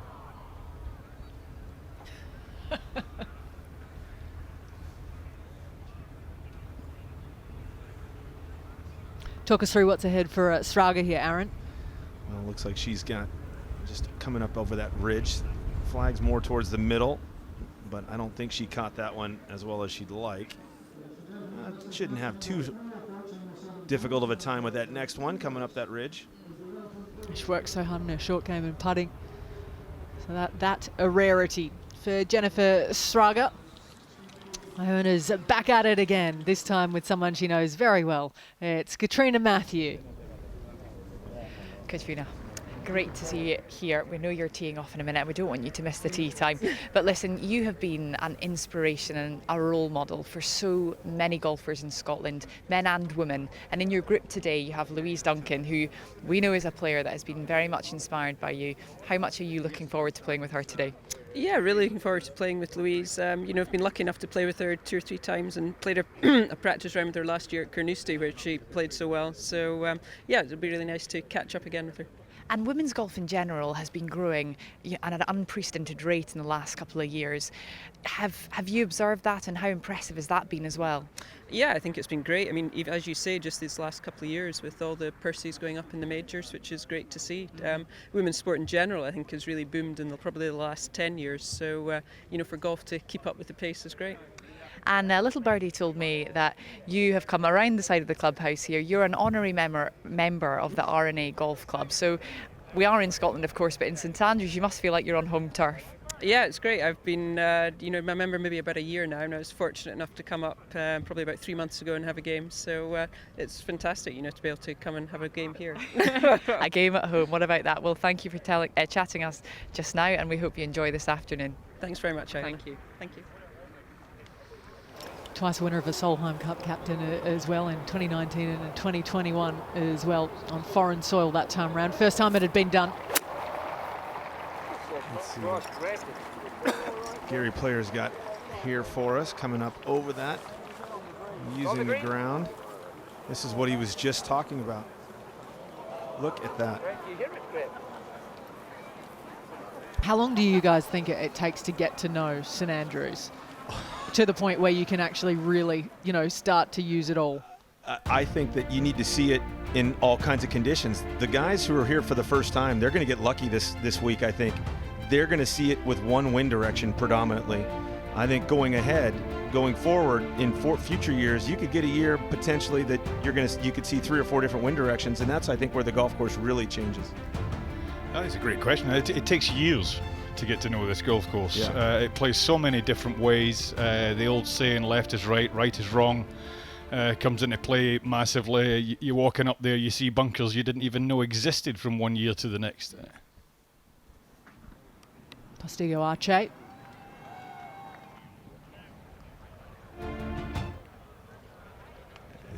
It's interesting too, Andrew, because when it's almost as if on certain holes too, the right side favors a lot of the trouble. The trouble's a lot on the right side, obviously, with the out of bounds and so on and so forth here at St Andrews. But that's in a lot of ways, the right-hand side gives you the best view of a lot of the greens. So you're forced, if you want good angles, you're forced to take on the trouble. And that's why it's such a great design, exactly. Isn't it? If you want to stay away from that right, so you can, no problem and at you all. can make pars all but day. the shot in, yes. The ball falls away to the wrong sides of the greens. Yeah, no, it's a sensational layout. They used to play it back to front. Did you know that? I did hear that. Yeah, I read it. Yeah, they used to go off the sort of first tee down to the 17th green and then 18th tee to the 16th green and that way around. Second here for Ian Baker-Finch for Team Spieth. I'd love a birdie or two down the last, chasing by one. That'll work.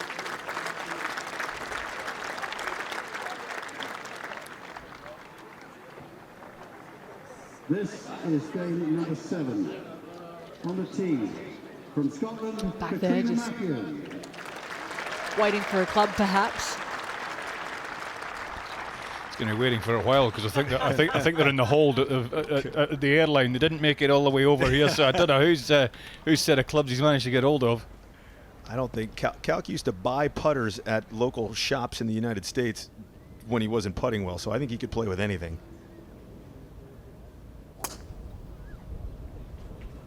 There's the known swing of Katrina Matthew. You know why she's called Beanie? I don't. I think it was her parents that gave it to her. I'll tell you in a second. On the tee, from Ireland, Podrick Harrington. Champion golfer of the year in consecutive years as well. He's also an honorary member of the R&A, I believe. US Open Seniors Champion a couple of weeks ago. Sorry, Aaron. Phenomenal what he's done. Tireless worker his whole career. Loves the process. Loves the process. On the tee, from Scotland, Louise Duncan. This was a name in headlines 12 months ago at Carnoustie. Hot off the back of her win in the women's amateur final, which she won 9 and 8 at Kilmarnock. She went to Carnoustie for her first ever professional event and top 10 at the AIG Women's Open.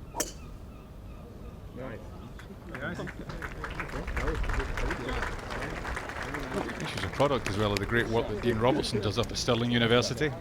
Tremendous golf coach, former DP World Tour player, winner of the Italian Open. From Italy, Francesco Molinari. So these two have a little to talk about Carnoustie. Phenomenal win for Francesco at Carnoustie in 2018. Some of the shots he played down the stretch under that pressure.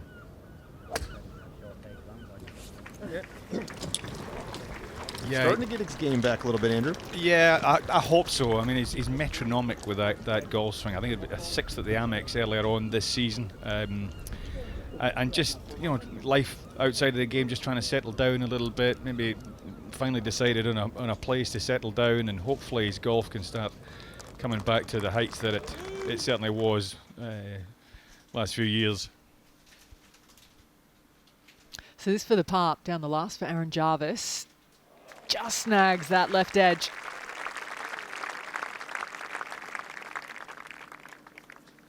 Nice little fist bump there from Henrik Stenson. Oh, did he get this? I thought he left him hanging. Did he get the fist bump? I thought it was even better he left him hanging. I thought that was good. Oh, Jordan drove the green here. This for eagle.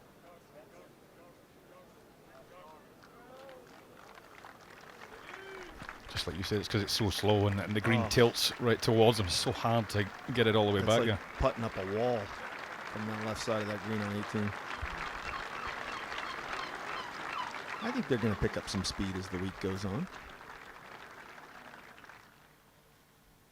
And right now, it's so green out there, you can tell the difference between the fairways and the greens. I remember at 06 at Liverpool, I couldn't tell the difference between the fairway, where the fairway ended and the green began on a few holes. It'll be interesting. I think the golf course, they're worried obviously about really low scores around here and the modernisation of the equipment and everything like that in the old-style golf course. But I think if the weather continues in this nice vein, then hopefully those greens will firm out quite significantly. Oh, Laurie, so Nick Faldo having a chat away yet? Yeah. Wouldn't mind being a fly on the wall in that conversation. No, that's for certain. Well, the Open Sunday in 1999 with Paul Lawrie was one of the most dramatic, you could say, in modern golfing history. In 1999, Paul Lawrie made history as he produced the biggest final day comeback in a major. The Scot began the final round 10 shots behind the leader, Frenchman Jean van der Velde. Come on, come on. Oh, yes. The final round 67 was the best of the day in testing conditions. Oh, he's rattled in a couple of good ones. Laurie's efforts earned him a playoff spot with Jean van der Velde and Justin Leonard. Another birdie opportunity. Well done, Paul.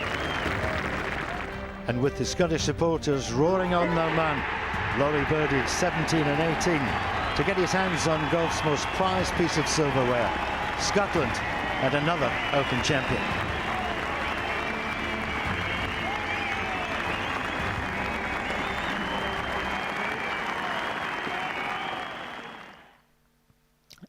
And he's taken so many players under his wing, Paul Lawrie, over the years as well. I'll be introducing you then again.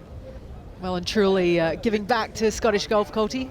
Yeah, he has been phenomenal up here in Scotland, doing a tremendous amount of work for all kinds of golfers up here, trying to get as many into the game as possible. Really encouraging, gives a massive giver of his own spare time.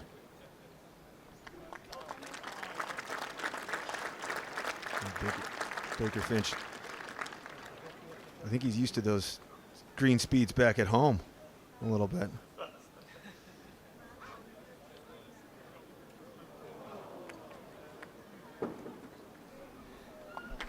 It's really nice that Mark's here and been given the opportunity to come and play, because he was going to make his swan song a couple of years ago, wasn't he? But then the pandemic came in and that stalled it.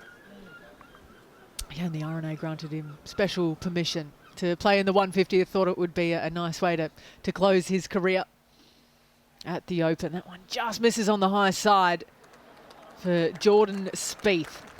So it's pars at 17, pars at 18. They'll finish the day at 1 under. Currently 1 adrift from Team Davies.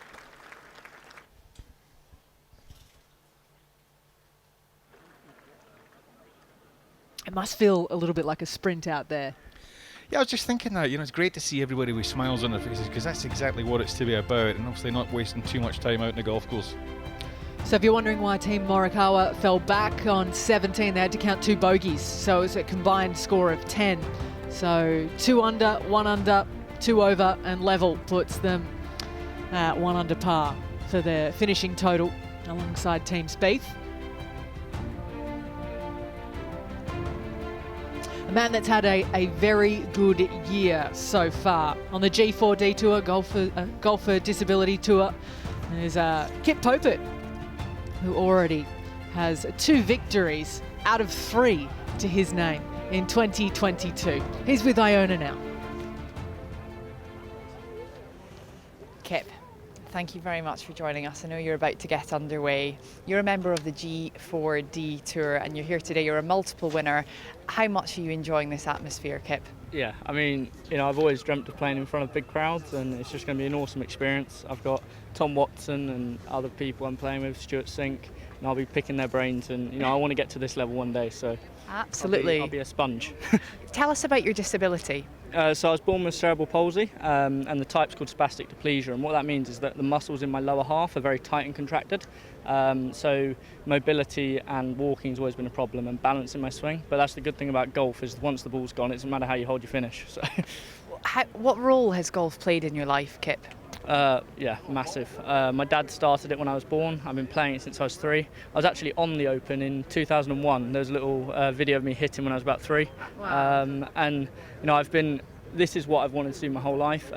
Golf has helped me do the physio. I've had 10 operations. So when I was going into hospital rooms and operations, it was this that was the motivating factor behind it. So it's awesome to be here. Very inspiring. And Dad's on the bag today. Is there a more proud dad in the whole of St Andrews today? I don't know. He's normally quite proud as it is, so it'll be awesome. But he's not allowed to use a rangefinder, so he'll be challenged. But it'll be good fun. Good stuff, Kip. Lovely to chat to you and enjoy this afternoon. Thanks. Cheers. Thank you. Brilliant. Cheers. Yeah, that Open moment coming at Royal Lytham and St Anne's, and starting that clip with Tiger Woods.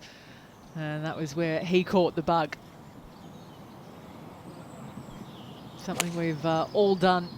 Anyone that's made their way to St Andrews, you think, might just do it too. That down the last for Sraga. Beautiful move there. That should look at the run that they're getting on these golf balls today. And it's just Monday. Yeah, that's what I'm thinking. I think I'm going to see some excessive runouts around this golf course. Obviously, we normally come here in September, October, a lot more rain on the ground, and it's a lot more lush. This for birdie at the second for Sandy Lyle in the left edge. So that'll help his team after they had a combined 9, 1 over par on the opening hole. Thought he might be wearing the braces. A little bit disappointed he's not got the braces on today. Braces? Oh, suspenders. Suspenders? No, we'll stick with braces. You might want to say suspenders. That's fine. I'm going to let Ali explain that one. Oh, am I the mediator or am I the last counting vote? I'm trying to work out which way to play this.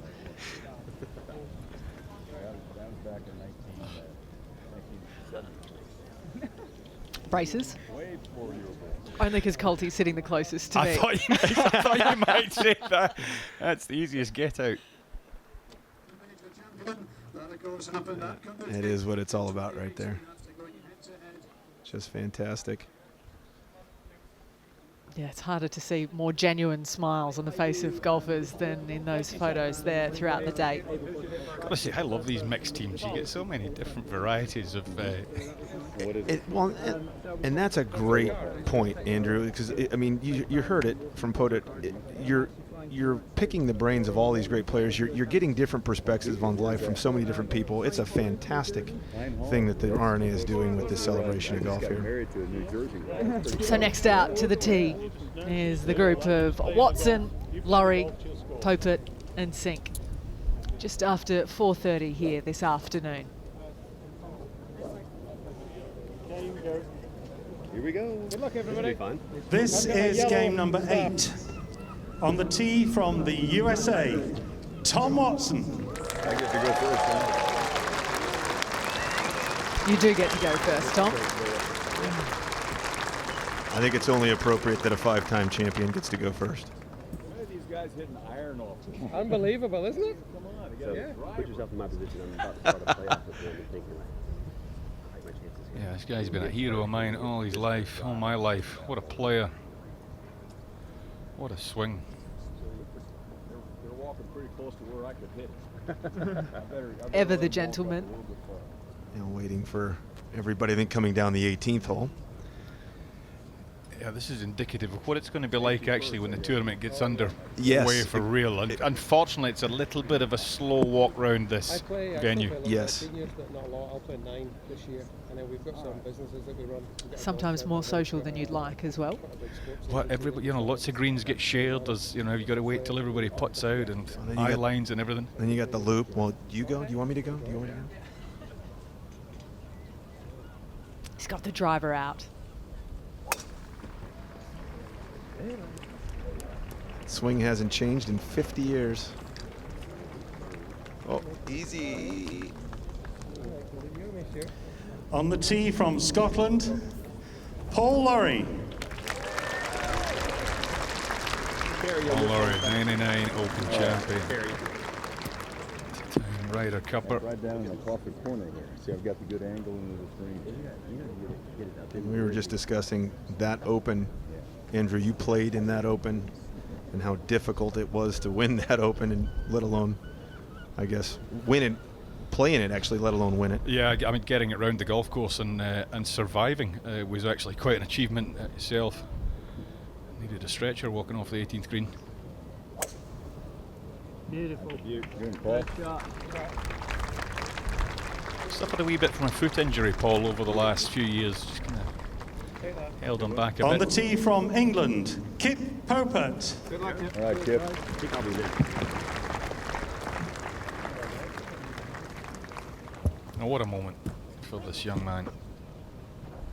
I can't think of 3 better gents to be playing with as well, to offer up all that information which he wants to absorb. 100%. Playing with 2 of the nicest men in the game.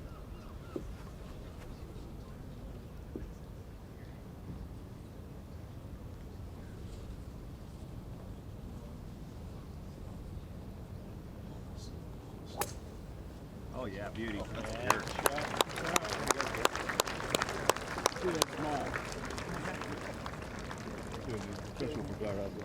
Just tremendous. He'd have been nervous. On the tee from the USA, all these players, Stuart Sink. All these players have to be playing with these guys, all these Open champions. Hey, what were you like when you first played with somebody you looked up to? I mean, tremendous. The first time was Davis Love, and I was very nervous playing with Davis for sure. It was when I was in high school, a hero of mine for sure.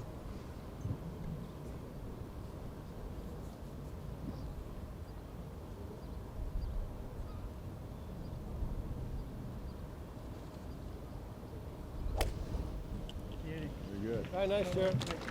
Still very competitive. Stuart Sink, 2009 champion. A couple of wins last year on the PGA Tour. Well, he found some speed late in his career and went from 165 ball speed to 175 ball speed. And you get 10 miles an hour like that, Andrew, I'll tell you what, you can start to compete again at his age. Well, I think I'd probably have to have about 25 or 30 miles an hour, but you and me both. But I'll take the 10. And we've just heard word that Paul Laurie will be hitting the opening tee shot here at the 150th Open on Thursday. That must be hard to put into words, I'd imagine. No, what an honour that is. A great acknowledgement there from the R&A for the 99 Open champion. And I can absolutely categorically tell you that will mean so much to Paul Laurie.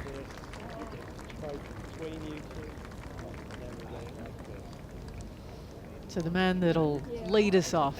Brilliant from Paul Laurie. Let's catch up with Porrig Harrington while we have a moment. He's chatting to Tim. Audrey, thank you so much for joining us. Now, as kids, we all stand on the practice greens at our local clubs dreaming of holding the putt to win the Open. You've experienced it twice. How did the dream compare to the reality? Clearly as a kid, this is the one, when we're this side of the water, we always think of the Open as the one to hold the winning putt. When I actually had it, I've got to say the one in Carnoustie was very routine. You know, it was it was 2.5 feet, something like that, and I stroked it in there like it was a tap-in. So yeah, that was kind of nice. I think the difference I'd have put to get in as it turned out, to get me in the playoff in Carnoustie on the 18th, and that was nothing like how you dreamed it as a kid. That was just sheer willpower and grit to get it in the hole. So it's one of those occasions. When my ball went in the hole in Carnoustie, and I know it only took milliseconds, but I actually had to look at the ball at the bottom of the hole, and in my head I was going, is that it? Is it done? As in, there was a moment to compute before, and I know it won't look like that on the camera. I celebrated straight away, but there was an actual moment. No, I've won, it's done, and that's it. So yeah, it is probably not quite how you dream about it, but it's certainly the thing as a kid that you do dream of doing. Out here today, we've got men, women, amateurs, professional, golfers of disability. Is that the beauty of our game, that you can all compete on the same golf course at the same time? Yeah, it's a fantastic game that you can play. You know, if you start playing at 10 years of age now, you're likely to play for 90 years. And think about it, the kids at 10 will live to 100 and keep playing golf. It extends your active life by 8 years, golf does. I know Bob Rotella, who obviously I work with, psychologist. He has played golf with his father, his daughter and his grandson. So 4 generations playing in the one fourball. Where else would you get a sport like it? You believe you can win this, don't you? Look, Yes. I'm going to give credit to Shane Lowry for this, because he said it one day. He says, you know, Harrington, you believe you're going to win a tournament that you're not even playing in. We'll wish you luck the rest of the way. Thanks for the chat. Thank you. That is brilliant, and that is so Padraig, 100%. Shane Lowry, that's a great line, but that's true. This is Jack Bigham for birdie, contributing to his team's lead there, out at 17. But he's spot on, the belief you have to have in this game, you know, to compete at that level. Harrington's so clever. He's a great lesson for everybody. He was never a fabulous ball striker, but he turned himself into a tremendous ball striker, but one of the gutsiest players you'll ever see. Good hit. Beauty. Through the valley it's in. Watch this. That'll skip up. Yeah. You just hang on to the back left there. There's 6 women that play on the Edgar Tour around the world. Jennifer Strago, one of those. She's passionate about normalising the conversations around people with a disability. She uses golf as a brilliant forum, I should say, to do that. So there's a state of play in the Celebration of Champions. It's Team Davies. Through 3, they've just finished off 17 with a birdie as well from Jack Bigham.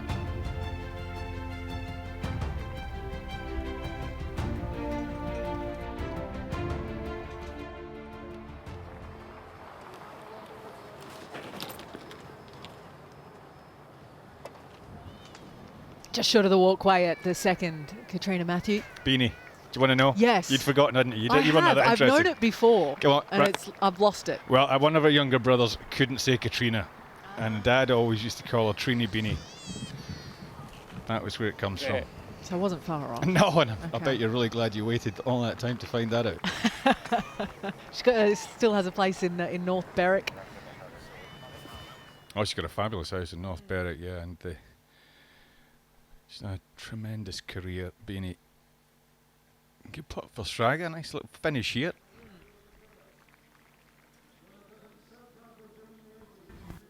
Playing in Henrik Stenson's team with Aaron Jarvis, the Latin America amateur champion, and Mark O'Meara.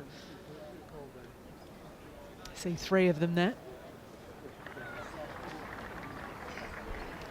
Next group out to play and includes the incredible Sir Nick Faldo, and he's down with Iona. Well, Sir Nick, it's great to see you here. 3-time winner of the Open. I know you're about to tee off, but is it possible to summarise what the Open has meant to you in a short sentence? In a short sentence, well, I was that kid who stood on the putting green and said this to win the Open. And at Muirfield, I had a 5-footer, and there it was. And I remember saying to myself, I looked at the leaderboard, and Roger Davis was in at 4 under, and I'm 5, and I just said, well, if you want to win it, you got to hold it. So that was it. So that was the first moment, and obviously to come here and win. I came here on a mission because I got Fanny was new on the bag in 1990, won the Masters. We hit the hole at US Open, then came here really on a mission to win, and did, and managed to play great. Shot 18 under. And had a 5-shot lead coming to last week. So we were just talking about enjoying the view and the walk and taking it all in, which is different because most of the time your head down, blinkers on. So, but St Andrews is magical. The town's magic, isn't it? And then the whole golf course, the whole history. It's an amazing test. It's probably the most strategic golf course in the world, and yet it was put down by the sheep. So it's such a special spot. It really is. And it's very special to see you here. Thank you for your time and enjoy this afternoon. Okay, Thank you. Go grab a club, Sir Nick. Great to hear his thoughts. This for birdie at the final hole for Team Stenson. You're not alone missing that one on the right.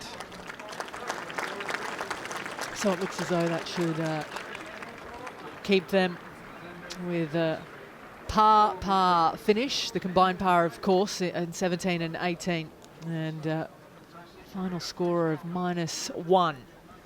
So next group is ready to go. No mistaking who's in that one.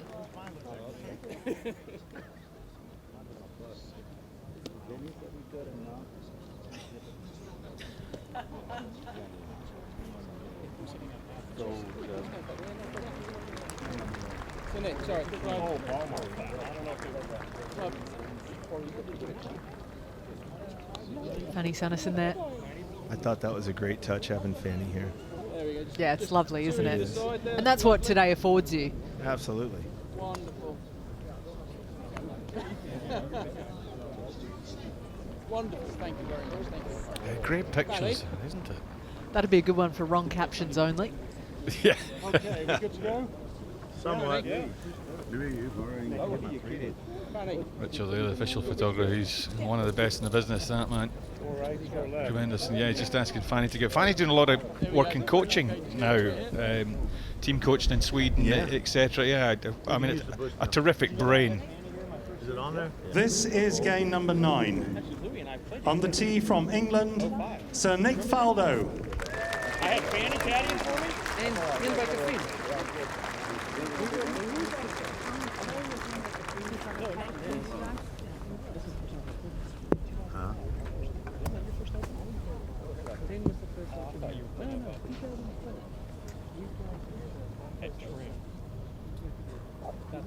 Won't be hearing him on the airwaves for too much longer, which is not unquestionably our loss. Yes, it is. I've had the pleasure to work with him in America quite a bit on the CBS broadcast, and he is a pleasure to work with. and a phenomenal mind, to say the least, in the game of golf. It is, isn't it? He's earned the right to go away and fish for the rest of his life. And, I think he's and that he'll do, yes. and do very well. On the tee from the USA, Zach Johnson. It was here in 2015. Zach Johnson took his Open Championship. Yeah, I thought it was a great win as well, because it's not that long ago, of course, and he's getting slightly on in his years in terms of a lot of the young talent that's coming through, but he golfed his ball well with the skills again in the brain that he has. He did, and this is a guy who got the most out of what he was given, talent-wise. He really did. Incredible mind. On the tee from South Africa, Louis Oosthuizen. In fact, all four of these players won at St Andrews, haven't they? They did. And if anybody's looking for maybe a small wager on someone this week, the man is 31 under in his last 2 Open Championships at St Andrews. What a swing. Yeah, and arguably he's putting better now than he was in those days. Absolutely. He's definitely a better putter than he was when he won here in 2010. On the tee from the USA, John Daly.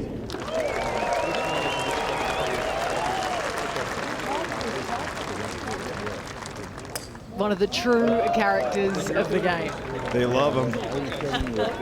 He changed it, didn't he, really?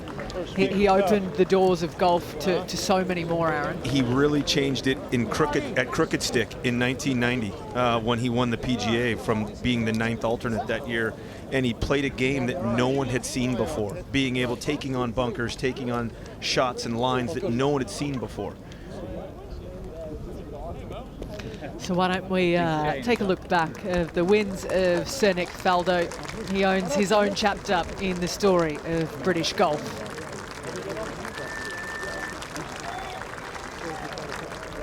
Nick Faldo remains the last Englishman to win the Open in 1992.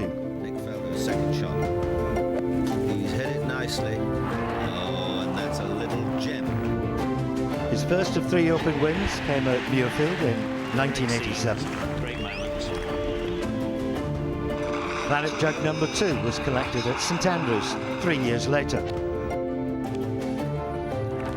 That is just a superb shot. Faldo running was there. The winner of the gold medal, the champion golfer for the year, Nick Faldo. Faldo dominated the Old Coast to win by 5 shots. So come the moment, covers the man. He's absolutely drained, he's absolutely shattered.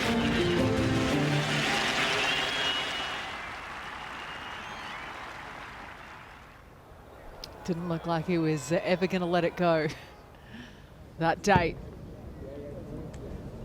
And there it is, a lovely reminder for all of those 4 past champions there, as is the course surrounding them, I'm sure. So Nick Faldo back on course with his old caddy, Fanny Sunnison. Lovely stuff.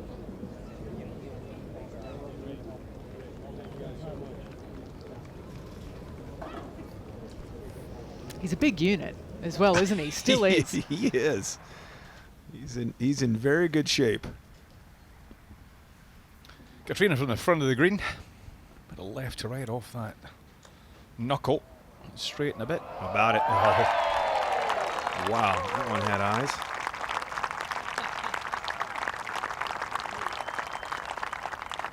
And a lovely touch pairing she and Louise Duncan together.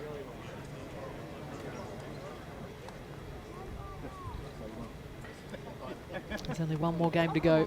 Mark O'Meara was out earlier at around about 3:25, so he's done and dusted. Part of Team Stenson, 1 under par for them today, but the other 2 out in around about 5-6 minutes or so time. One guy's going to be doing a lot of talking and 3 guys are going to be doing a lot of listening. And that one guy is going to be doing a lot of talking. He stuck his head out of the window at the R&A the other day there. Tiger was on the putting green. He started giving him some banter.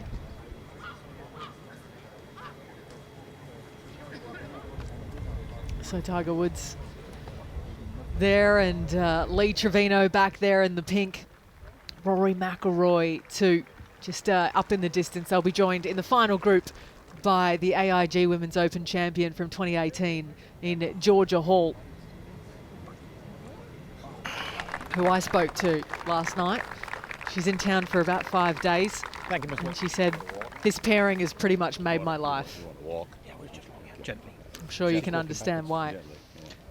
So Tom Watson's out there, the 5-time Open champion, and he too is going to have a little gander with Tim. Tom, thank you so much for joining us. A 5-time Open champion, considered one of the finest links players ever, and yet when you first tried links golf, you didn't particularly enjoy it. What ultimately brought the best out of you when you played links? Well, I finally got off the pity pot.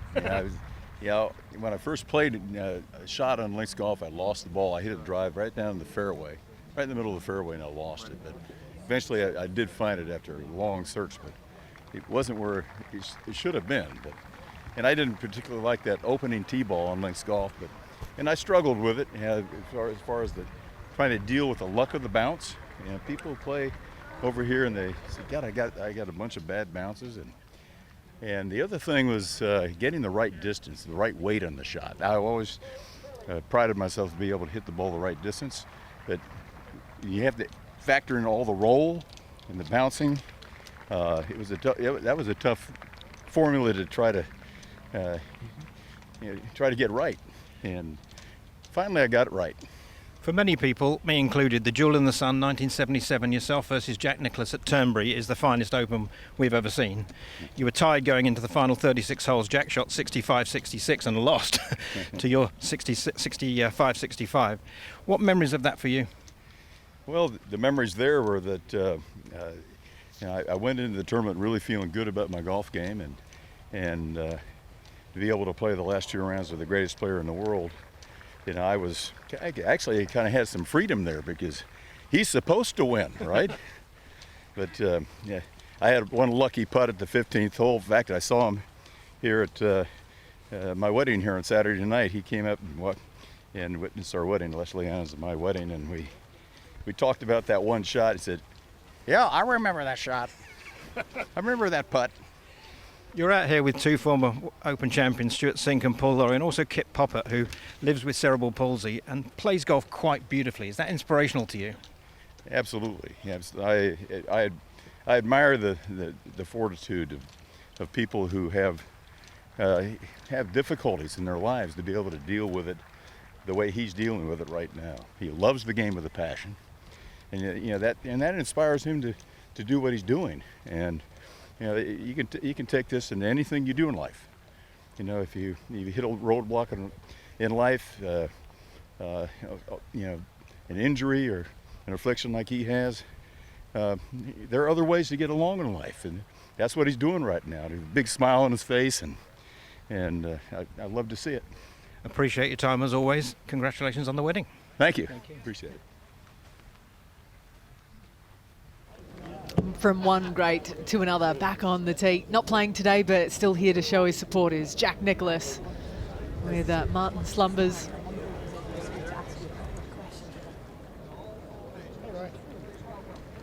Wouldn't be an Open championship without guys like those here.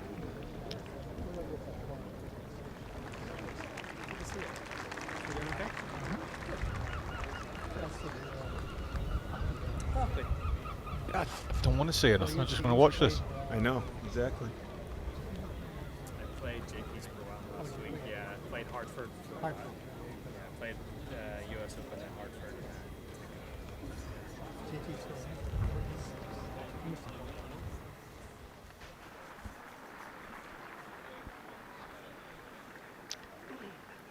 And Shane Lowry drove this green. I think we're going to see a lot of that this week, Andrew.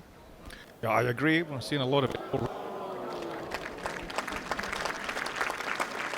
course, we're talking about the distance the golf ball is going, wind conditions, firm underfoot. Got that westerly wind right now, westerly direction, making that 18th play pretty much down off the right to straight downwind. Ultimately, talking to the players this week, it looks like potentially you know, talking to Will Zalatoris today, 3 drivable par 4s out here this week potentially. And I think with that birdie, Shane Lowry has just put his team well and truly out in front. I think they've got a 2-shot lead now, if my maths is correct. Down the last, back to 1. Checking it up nicely is Sir Nick Faldo. Still got it. Never lost it, did he? Exactly right. At the 18th. Eagle, he's also driven the green. Oh, too firm on that line.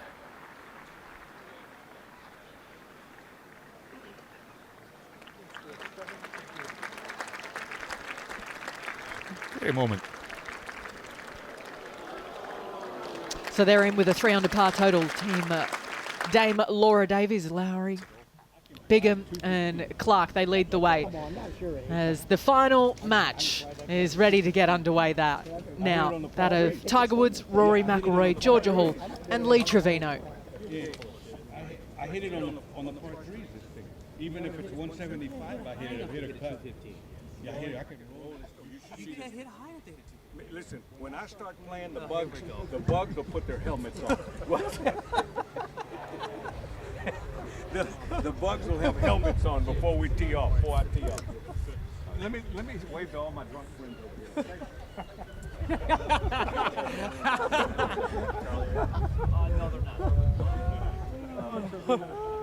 All my drunk. I tell you one thing. I lost. They played off in 1970. None of those guys were. Sorry. We can just stand here and watch this. Yeah. We're good to I don't think the announcer wants to interrupt. But like all of us, he just wants to listen.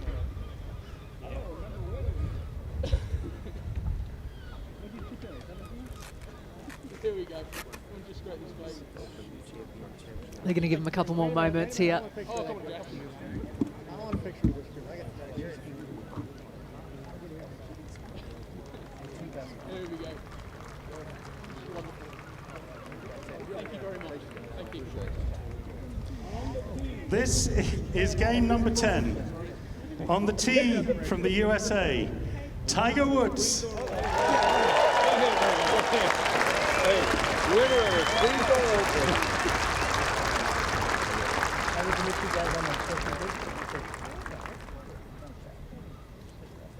Quite simply an all-time great. A name known around the world, no matter what sport you play. Icon, without a doubt.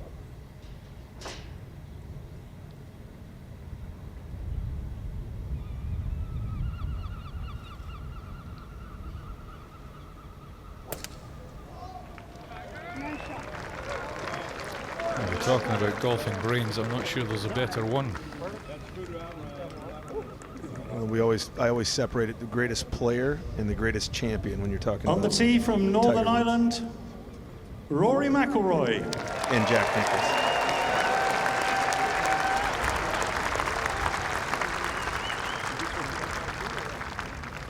We were a couple of weeks back in Canada.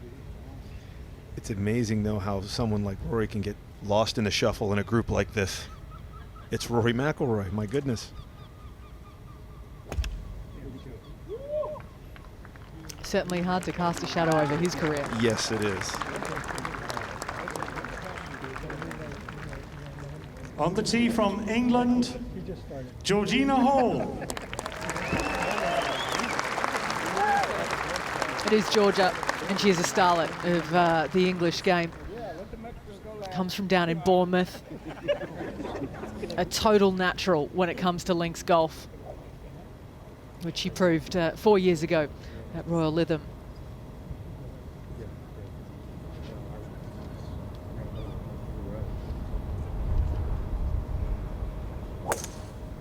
She was tactically brilliant that week. I remember watching it. It was a brilliant showing by her that whole week. On the tee from the USA, Lee Trevino.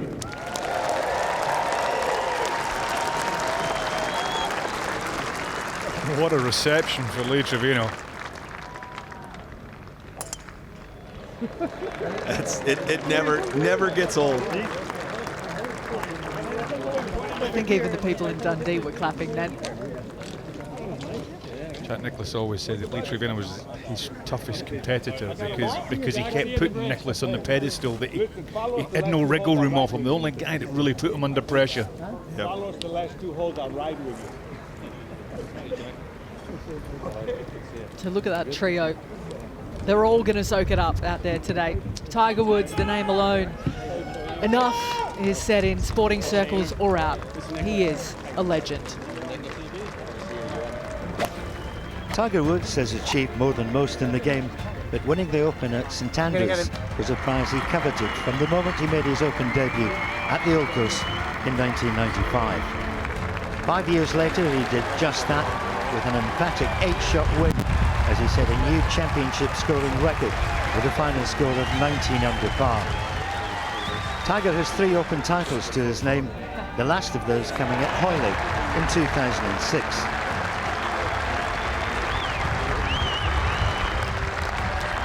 The 15-time major winner will be hoping to rediscover his touch on the links this week and complete a hat-trick of Open wins at St Andrews.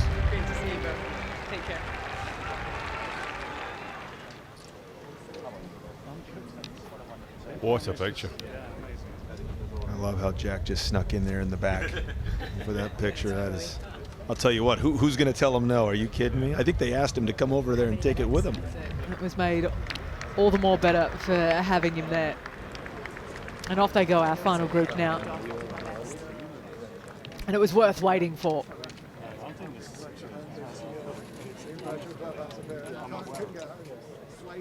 Up ahead at the green. This for an opening birdie for Sir Nick Faldo. And Louis Oosthuizen's already bagged a birdie of his own. Just enough. I would think this is the team that's potentially the team to beat here. These guys.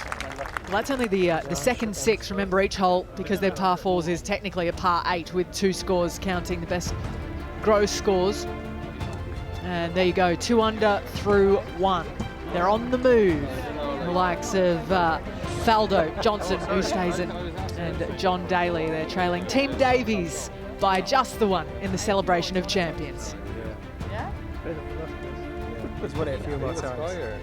Yeah. Everybody, yeah. Huh? Level par for Team Bill Rogers and Team Watson. 1 under for the likes of teams from Morikawa, Spieth, Stenson, and Katrina Matthews' team, who's still got a couple left to play. Yes, you're right.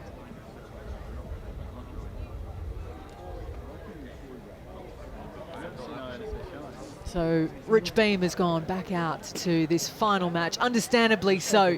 Who's going to be first to play, Rich? Does it really matter? No, it doesn't. Oh, okay. I was just curious if we were really paying it that much attention. Lee Buck Trevino. He's already asking if he can bump it around there. He's got 90 yards from what I was told. I think he asked Jack if he could ride with him.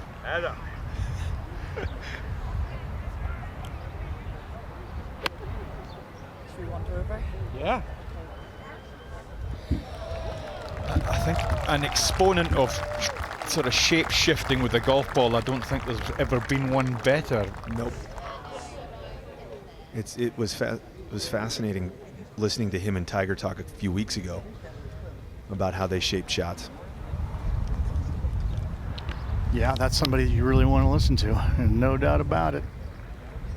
This one's shaped right in the middle of the green. Nice little shot. It was interesting, Beamer, Trevino tried to hook it, Tiger tried to cut it right there. Yeah, he had a nice little low draw, and Roy has also been working with Tiger on some of his shorter irons. It's starting to pay off. Oh, you better believe it. It certainly was. That just landed in a little downslope, but the point you're making is nice to see that sort of sawn off follow shoot through. That's suggesting a little bit more control rather than the high hands where he sort of lost it. His wedges were incredible in at the Canadian Open when he won. And last but not least, Georgia Hall. Nice aggressive action. Are they broadcasting this today? Yeah, she's got a little speed through the ball. Nice compact swing. Barbara was trying to find it on television. She couldn't It's not like Iona Stephen to miss an opportunity like the one that was afforded to us on the first tee. So she's back there, and I'm sure she's pretty chuffed. She's about to have a chat with Jack Nicklaus. Mr. Nicklaus, thank you so much for giving us a moment of your time. How does it feel to be back in St Andrews? Well, I'm enjoying it. The weather's been good, and I've got my whole family with me, and my wife is right over there, and we just it's nice to be back. I said my goodbyes in 2005. I didn't want to come back. I wanted to leave it as it was, but that's why I didn't come back the last couple Opens. And then when they gave me the honorary citizen of St. Andrews, I could not refuse that. I said I will be back. So we're here. Is it possible to describe the emotions that you feel when you come into the city of St. Andrews? Well, it's a little bit like going down Magnolia Lane at Augusta. It's something that you don't see anywhere else. And I always say this, and I don't use this in endearing terms. This old gray city just seems to light up when the golf tournament comes, and all of a sudden it becomes a beautiful, lively, gorgeous spot to be. Of course, as it relates to the game of golf, it's the home, so that's what's so gorgeous about for me. It's where I wanted to end my career. I ended my career here, and we're just very happy to be back. And how important and significant is this celebration of champions today? Well, I think it's kind of nice. It's a nice event. I think the guys will enjoy it. I never did play it. I don't know why I never played it, but I did. And maybe they didn't have it back when I played. I don't know. No, possibly not. It's a particularly special week, of course, the 150th, the homecoming. And are you going to go out and watch a couple of holes now? No, I'm going to stay right here. And then right here. I'm going to meet those guys that have just teed off on the Swilken Bridge and have a little picture. And that'll be my contribution today. Fabulous. Well, thank you again for your time, and we hope you enjoy the week. Okay, thank you. I think he's given this game enough. That sounds about right. 1972 and 71. It's pay-per-view, so... Oh, it's pay-per-view. Yeah. So up ahead to the first green. You have to pay for it in the UK. A little over, say, 25 feet or so left for birdie for Tiger Woods. That's why we don't get it, because it's pay-per-view. Yeah.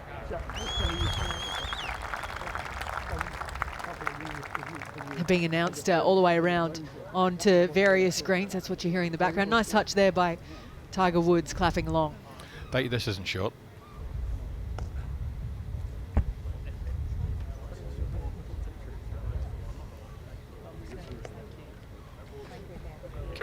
Oh, come on. Oh, we should have taken the bet, Colty. I was out there walking the golf course this morning, and I ran into Tiger on number 4, and he must have spent 10 minutes on number 4 putting that green, just working on different hole locations and working on his speed, all from 35, 40 plus feet the whole time, just trying to figure out the speed of the greens. Yeah, and obviously the breaks as well, and how high you've got to hit them because of the slowness of these surfaces. You know, there's going to be a massive disparity. Lee's like, oh, I'll finish.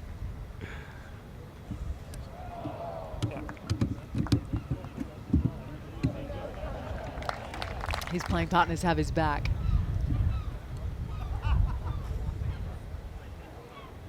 At the 18th, Mr. Gary Player for a final birdie.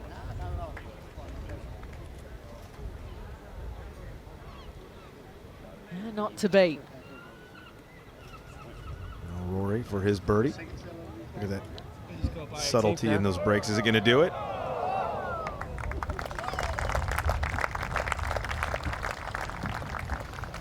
Surely George is going to get it to the hole. They might just keep half an inch off them overnight. Yeah, those three efforts by these past champions are a little on the weak side. Come on, Georgia, show them how it's done here. I think she gets to the hole, Baber.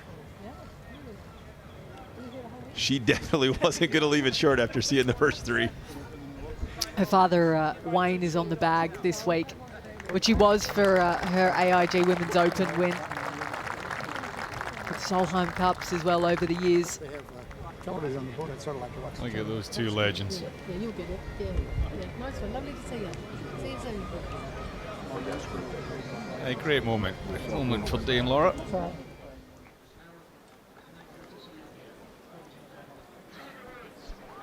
Sandy Lyle And he finds the birdie at the last. That's another great thing about what you saw here. To the crowd it goes. It's another great thing you see, though. You see people like Dame Laura Davies and Jack Nicklaus meeting. This is what this game has done, you know, and especially the Celebration of Champions. What it's done is brought all these great champions together. Good to see them in one spot. It's fantastic. Yeah, I think the clear mutual respect everybody has for everybody that's actually taking the fairways there today is a sight to see.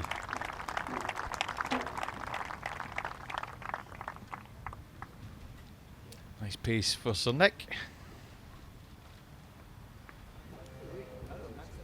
2 of the big 3.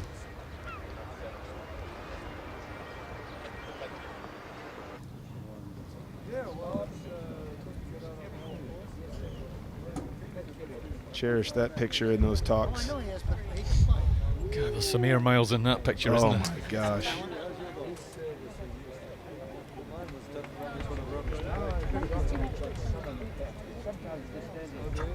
They were the original world players, weren't they? They were.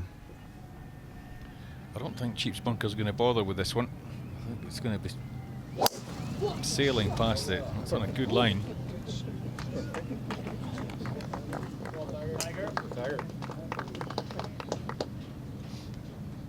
That was a soft cut that's going to get 30, 40 yards. Watch out there, Buggy. Whoops. Are we playing? Are we playing yet? Nice little cameo there. It's finally stopped. We say that a lot in links golf. Yeah, you're seeing that as crisp as the ground is, and as the fairways having that sheen to them. A lot of players are going to struggle to stop balls from running into bunkers and you're going to really sorry, Andrew, you're really going to have to understand your spin control and your windows this week with as firm as it is. You came to your house 40 years ago. Yeah, I know it's pretty. Yeah, it's beautiful rock. Oh, he's been keeping everybody entertained even while they're hitting.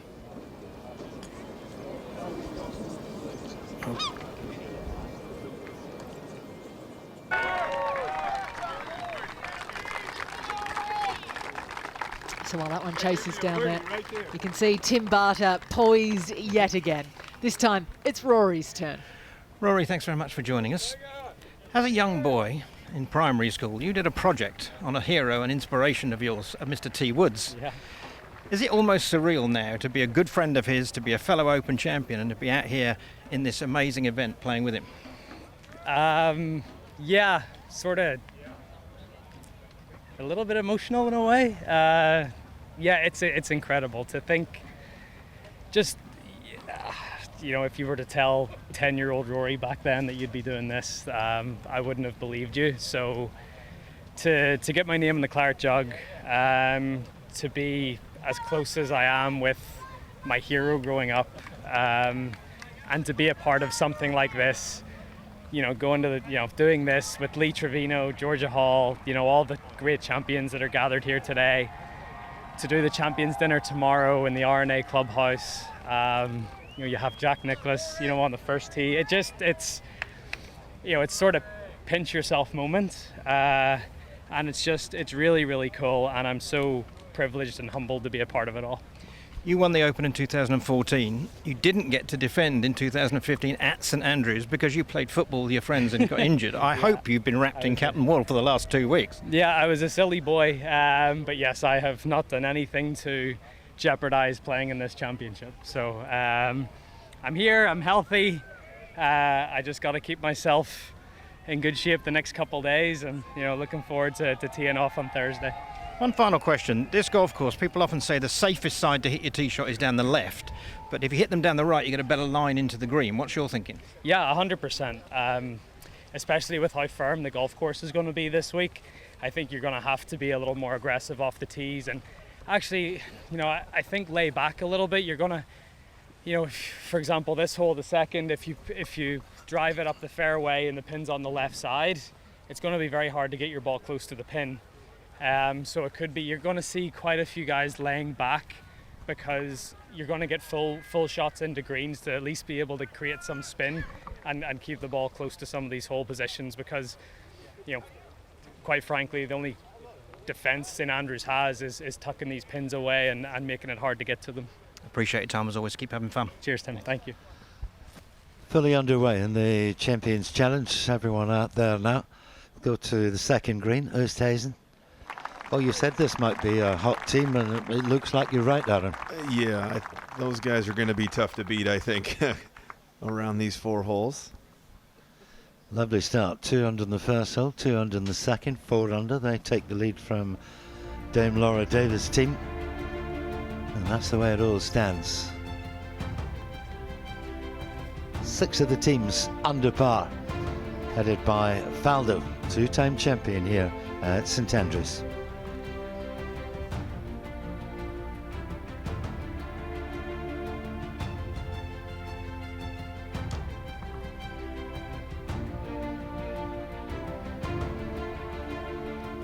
Great to see so many from so far back coming back to St Andrews. Here's one of them.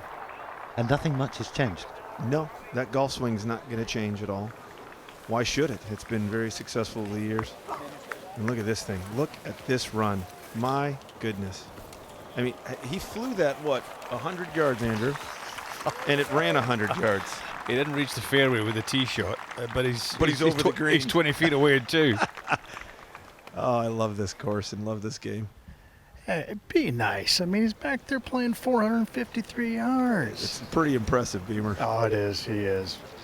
Yeah, he just got up there and picked out a club, and away it went. Nice lie over here on the right for Georgia. Such a confident swing. 3/4 in the way back, 3/4 in the way through. A little unlucky with the first bench, just dug its toes in. There's a good example of if you hit it on the wrong side of the slope, it comes up at St Andrews. Take a look at the strike here. Very clean. Yeah, strike was poor. She was just on that side of the mound there, and it wasn't a collection area for any of the moisture that's been out there, and as a result, slightly crisper contact than you would have expected. Got a yardage here, Rich. What's the yardage? Oh, I don't know. You're asking me all these serious questions on a Monday, Andrew. I'm going to say it's 98. Rich doesn't start really work until Thursday. It's a practice. I thought you'd be getting into it. I thought you'd be checking the spots. 98. He's going to put it back in his stance. He's going to drive it forward. Watch this. A couple hops up there. A little check. Watch this. Come on. Oh, my goodness. Lee Trevino even said that. All right. I can work with that. That is fantastic. Just to correct you, Aaron, Beamer sometimes doesn't start work till 3 o'clock on a Sunday. Oh, hey, okay. Hey, wait a second. That hurts a little too close to home. Boy, just munched on this drive as well. That's the thing about it, though. I mean, it'll be interesting to see if guys actually try and take the driver out and get it this far up, because what's he got? He's got a putter out. I mean, someone, I think someone bet him here. Beamer. Trevino had to say something. Well, if Trevino's betting him, he's goading him into a bet that he's not. That he might not. Trevino doesn't lose very often in those bets. Exactly. That was brilliant. My goodness. Please welcome Tell you what, that's the kind of thing that John Daly did in '95 when he ended up winning. For the year in 1971 and 1972 at Royal Birkdale and Muirfield. 71-72, the years of Lee Trevino. One of the most famous bunkers in the world. Play. Was far enough back, didn't have to deal too much with the lip. We do have a camera buried into the revetted face. Take you as near the action as possible. Exquisitely played from the champion of '99. Keeping it nice and shallow through those bunkers. And Tiger Woods, champion golfer of the year in 2000, 2005, and 2006 at St Andrews and Royal Liverpool. Reminds me very much of the first tee at Eastlake when he was alongside Mickelson, and they started reading out the record of Tiger, and Phil just said, okay, just get on with it. Phil wasn't the only victim, for sure, of all those great records Tiger has. No, I mean, he could have. I mean, he'd still be there. Exactly. Announcing him on the first tee. Oh, nice little putt. Great for distance there. And she definitely knows what she's doing around links courses. There's no doubt about it. She thinks she's saying, shall I pick it up or do I have to putt that? Over to 17 and Stuart Sink. Right to left.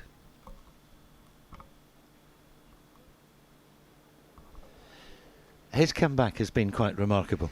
It has. Andrew and I were talking about it. He found some speed. He started to train for some speed. He did some different things with his driver and got about 10 more miles an hour on his driver ball speed for Stuart Sink, as we're watching Lee Trevino here, and his bid. Yeah, I mean, trying to give that kind of perspective. If you can get like a couple, 2 or 3 miles an hour, you've done really, really well there. So you get 10. That was I mean, 10 miles an hour. In all honesty, Andrew, that equates to 18 to 23 yards or so. So I mean, that's 2 clubs. Yeah. Massive, massive.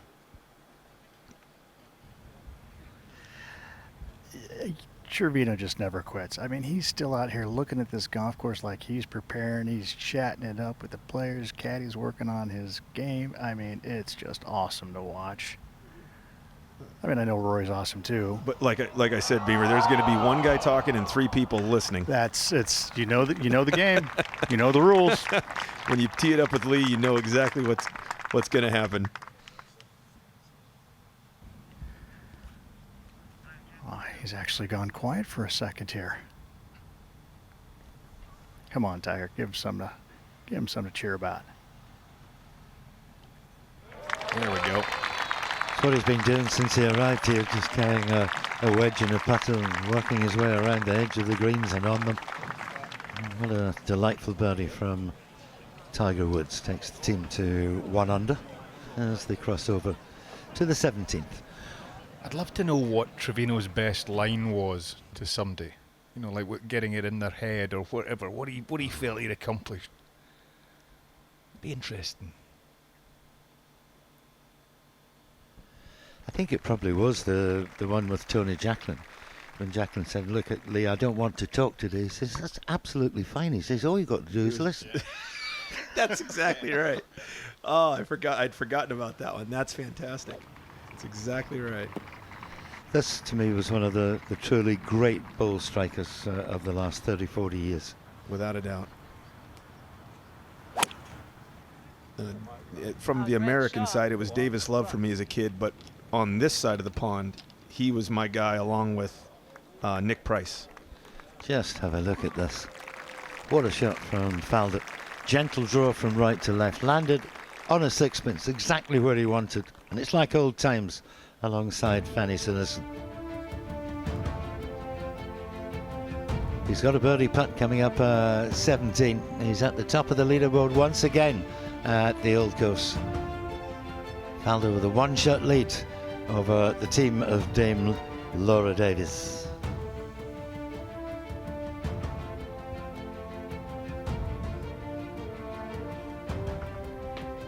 Short walk from the second green to the 17th tee. Woods making that walk now after his birdie at his second hole. I got a red flag up there, so I don't remember playing there, but they're waiting exhibition and listening. The day after. Yeah, it was a tough night. We still remember you. That was a tough night. I was in the Kingsway Casino all night. You know who was with me? The sausage man, Jimmy Dean. He and I were over there testing out the grapes. Since the Mexicans picked the grapes, I wanted to drink some of them. Huh? We'll have a stone on the 11th Oh. where you hit the dryer. Yeah, I couldn't have been sober if I was over there. I love it. We're good to go in a minute, I think. Okay. He's just like a little kid, isn't he? I mean, he's Peter Pan, the boy who never grew up, Trevino. All right, green flag's up. And a lot more room up there to the right than what it seems like. With the wind blowing from right to left, you can actually go a little even further right of what you think is enough. The shape is ideal. Just a hint of a fade at the top of its flight. Really couldn't walk down there and place it any better. Lovely tee shot. Well, now, is he going to go ahead and try and hold this one up, or is he going to go ahead and take this thing out over to the right and just turn it loose? Oh, it's a Monday. He's taking it right. This is going to hop off of one of the balconies to get back in bounds. That's the jigger in. Yeah, I'll have a pint, please, Rory. Yeah, there it is, right there to your left.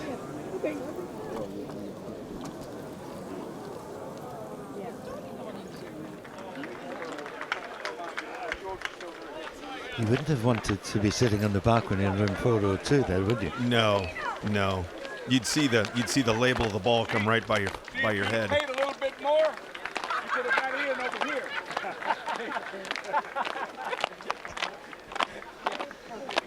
So we'll let them amber round the corner. We'll go ahead to 18.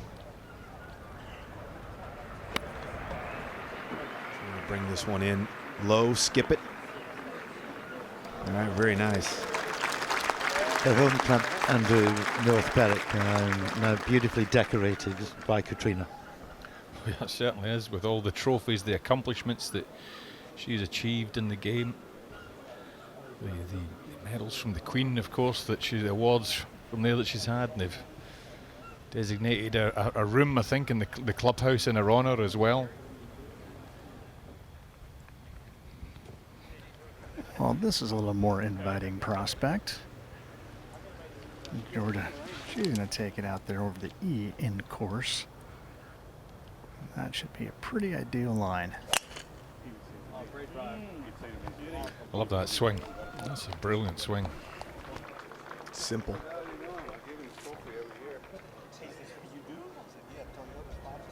And Trevino also moving up a tee, as he should have. Always likes to work a little cut in there off the tee if you can. Oh, we moved it back in his stance to hit the draw.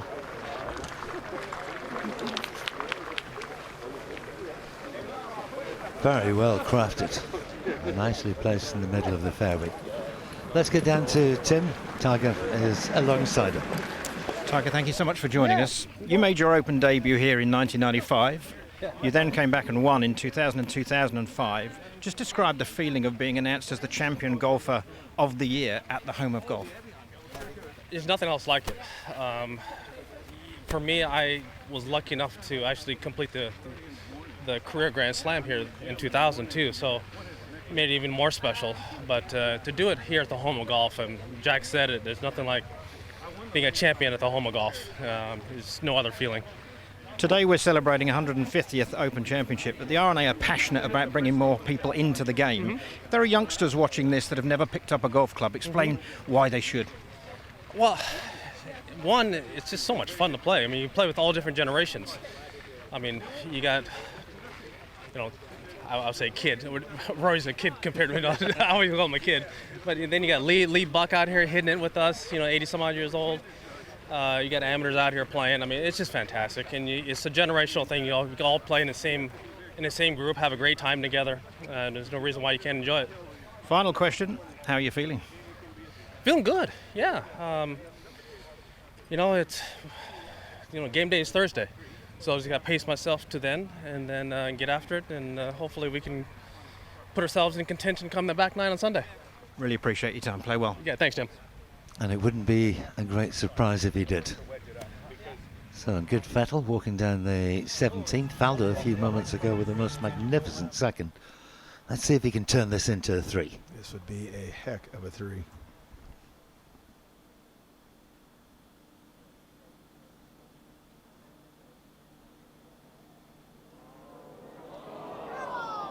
He had the line. I never ever thought I'd see Nick Faldo putting with a putter grip like that. Up at 18, Molinari for a 3.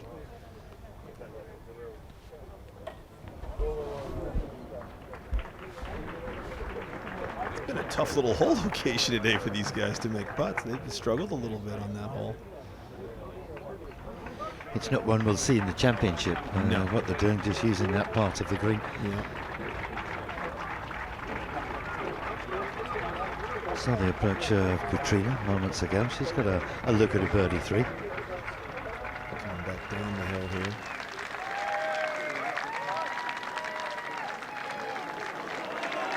she figured it out.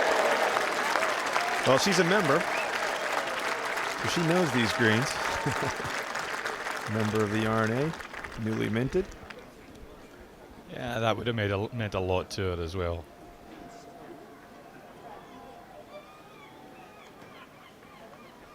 A little bit off the right, this one for Harrington.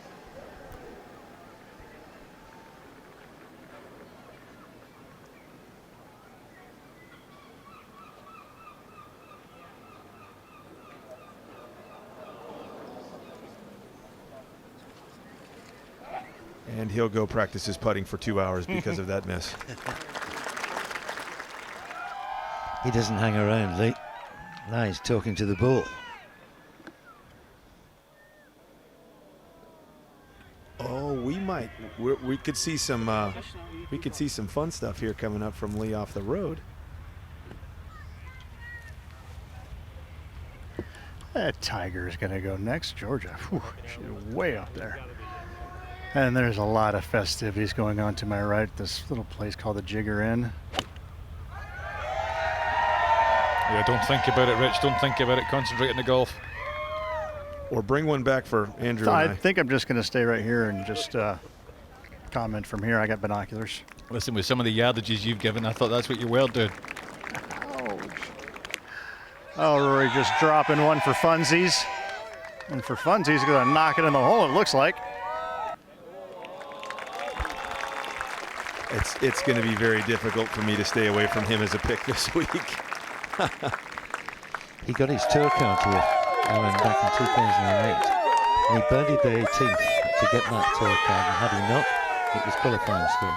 That was the start of the Rory story. I think as well there's a little bit of that unfinished business when he didn't make it here. 100%, Andrew. He wants to prove that point. Because he was going to be the overwhelming favorite in 2015. Yeah. Overwhelming favorite. And I think he's already the favorite this year, too.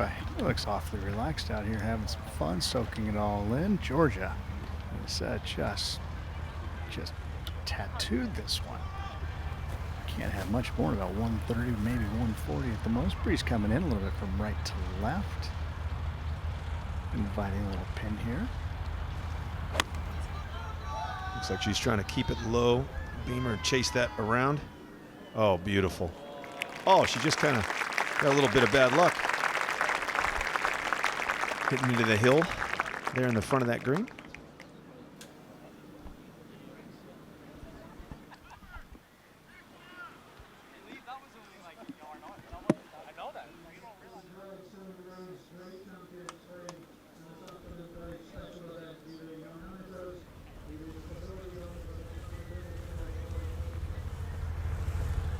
Some cracking scoring out there already. Everybody having fun. A lot of chat out there. None more so than the man with the pink shirt over there on the left-hand side. One of the all-time true great characters of this marvellous game.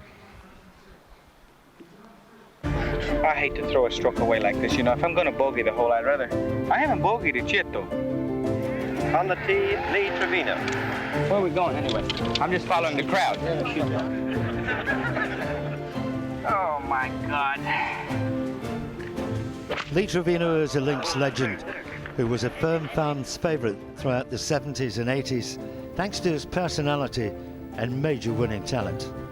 I don't know what I'm going to do. Treacherous one, this. The 3. The men from Texas lifted the claret jug twice, with back-to-back wins in 71 at Birkdale and a year later at Muirfield. I'm very proud to be your Open champion. Thank you very much.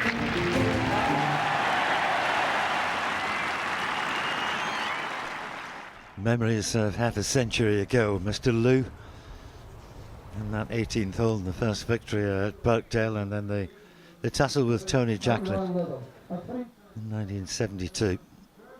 5 pitches we held that week. Wow. The last of these at the 71st hole. We introduce this afternoon the champion golfer of 1971 and 1972. He won the Open in 1971 by doing this sort of move, you may remember, at Royal Birkdale. and then defended the crown at Muirfield 12 months later. A member of the World Golf Hall of Fame, another of the all-time greats. Welcome, please, Louis Oosthuizen.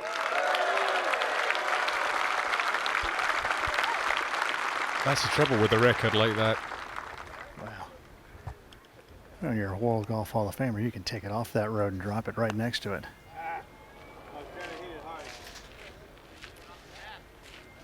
I think he was just desperate to get on with it, but of course the accolades had to be read out.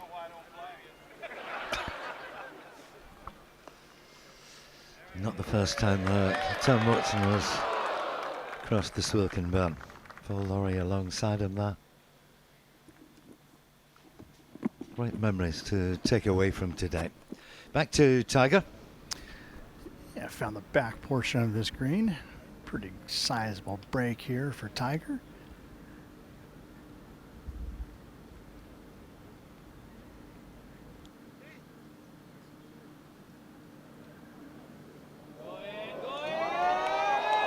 Brilliant.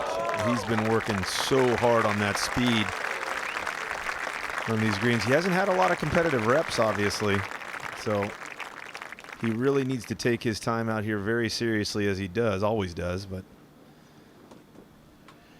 You know, he'll really have enjoyed being alongside Trevino because away from the glare, the public glare, Tiger's quite a good joke teller. Oh, yes. You know, he learned from Butch Harmon. He learned from who? I'm sorry. Butch Harmon. Oh, well, yeah, one of the best in the game of joke telling for sure. Yes, he is. We're right to left here for Georgia. Oh!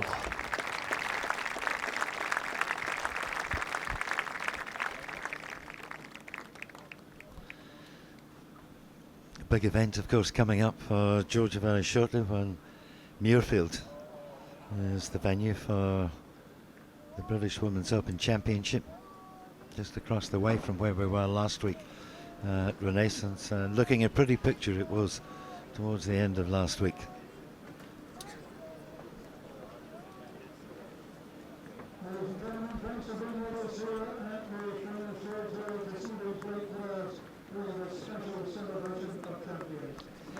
You can just see what Tiger's thinking. Says, I'm not really interested because I've no plans to go in there anyway.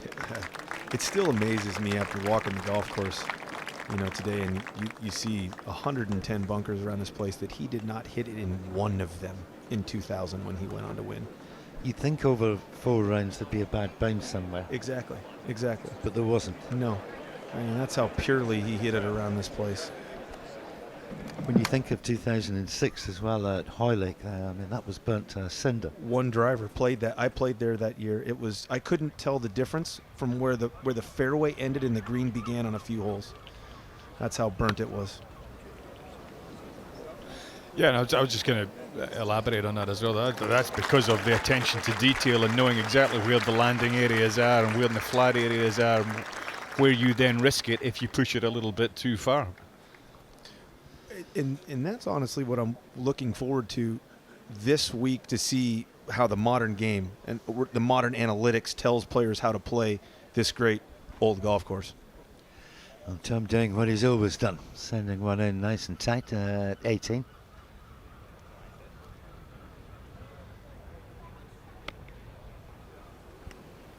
Yeah, good action. Nice Beautiful technique. action. Yeah. Just needed a half club more. Have the line. You can see he's really soaking it in and enjoying this whole day. Yes, wherever you are in the world watching this, I'm sure you've enjoyed the last 2.5, 3 hours or so. The start of Open Championship week. There's some great names, some great champions. Laurie's second. Brave line off the tee. Do you think that's an easier shot than the one from the left? No, I don't think it's an easier shot. I think it's a brave line off the tee. Was the point? Down there, you're starting to look at the number plates and the amount of letters on the back of a card.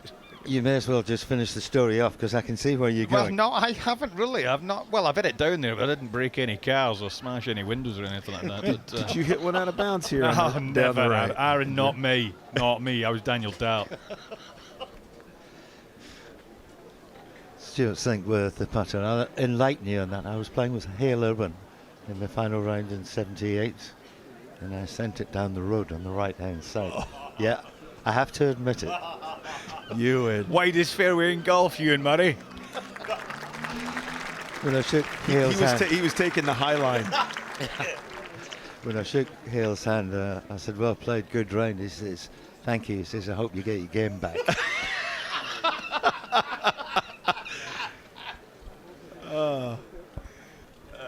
I've never seen Coltart so happy. He loves it. Faldo by one out the top from Dame Laura. Matthews had a good day. What a lovely finish. Birdie 3 in front of the R&A Clubhouse.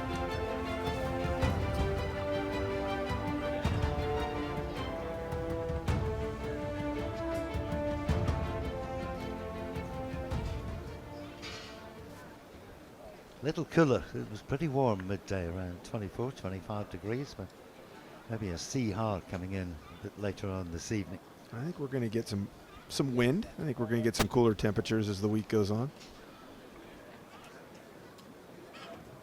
And the lessons continue. You see, the problem with you two. That's exactly right. See, if you just did it this way, you can see Tiger and Rory sitting there going, "Yes, Lee, yes, Lee." Pop it for the pod. Pop.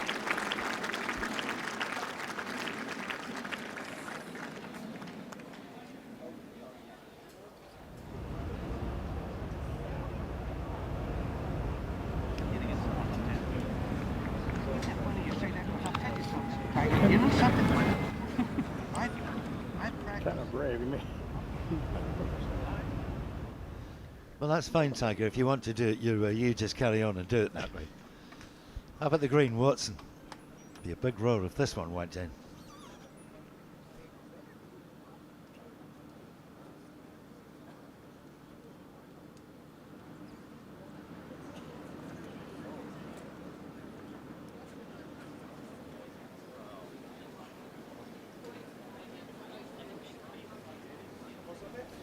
Determined to hole out, isn't he? Well, I was going to say he had a lot of those types of putts with that kind of aggression in his heyday, and it won him a lot of golf tournaments.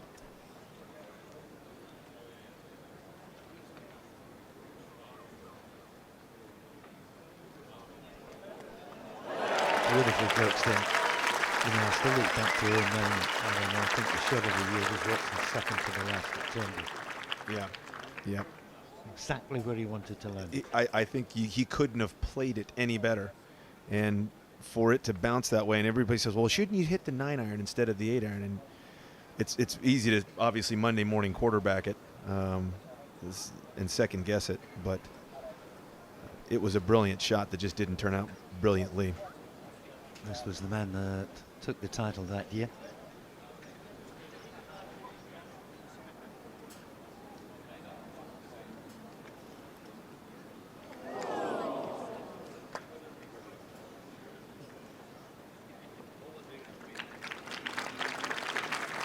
Would have been, in my opinion, the greatest Open Championship victory in the history of Open Championships.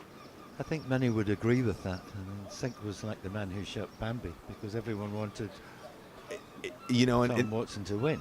And one of the nicest men you'll ever meet in Stuart Sink. And, beautiful putt there by Tom. Still aggressive as ever on the greens.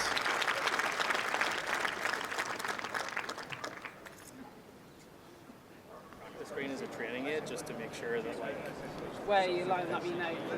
yeah, because I use like so like say we're going up there and like the line is I'll keep it dead and also that's where I get my so I aim at something so I aim at something really close and then that's sort of I know that I'm aiming correctly because if I start to try to aim like further out then you know like I'll start aiming way off. Are you with Brad still? Yeah. I saw him last year. Oh, did you? Yeah, he's nice. Yeah, Fax is a good guy. And the thing with Fax is as well, it's like it's not a lot of technical stuff. It's more routine and reading. Yeah, that's what I found. Yeah. So I like greens with like imperfections in them because I can say, okay, well, it needs to be left of that part, or it needs Me to be. too. When it's really pure, I can't find nothing. Yep. Yeah. So, like, he'll put like a coin or a penny in the middle of a putt and be like, can you make it above it? That's Like, yeah, make it below it, yeah. So then you're playing around with speeds and all sorts of stuff like that. That's really helpful. Yeah. Do you have a base over in the States? No, or no? No, I live in Bournemouth. Yeah. At the moment, but I'm looking, because I've been in Wentworth for 3 years. Yeah. So I'm looking for like Sundown area too. Are you? Yeah. But maybe just an apartment because like just lock up. Yeah, exactly. I'm never there. Yeah. And I tried to think about living. A nice chat going on there. Nick Faldo and Fanny Sinnison. They were magnificent together. The great moments they shared under pressure. They were able to enjoy one of the victories here because it was a 5-shot win. That doesn't happen very often. No, it doesn't. And phenomenal team, without a doubt. That's a proud moment. John's son's a bit of a golfer too, isn't he? He's he can play. Very good player. Yeah. Very good player. They won the father and son, parent-child, I think they call it in the States. Tiger's going to need half an hour lie down in a darkened room because he's still going, Lee. Well, I tell you what, you've got to have a good filter. He's a good kid. God damn it. Really, I'm lucky.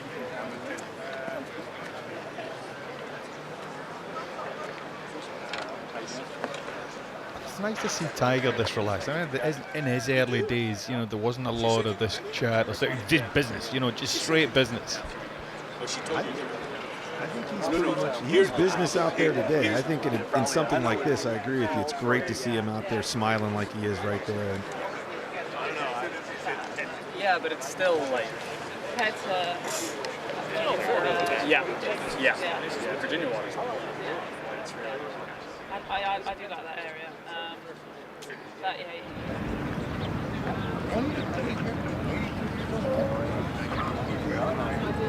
Not bad. Okay. Do 3 in a row, 4 in a row to my max, and then I'll go home for 2 or 3. So this is my favourite type of Tiger's just loves. You could see that Tiger truly admires Lee, and just loves being around him. You were talking about some of his phrases. Another one was there's no pressure in winning majors. Pressure is when you're playing for $5 and you've got 2 in your pocket. That was one of his early ones. Yep. Well, when Tim got Tiger down the 17th hole, chatting away, whatever it was, second hole, you know, Tiger called Trevino Lee Buck. I wonder whether there's that got to do with that quote about the money in his pocket when. Very possible. His early manager was Bucky Roy. And then he joined Derek Pillage in the golf management company.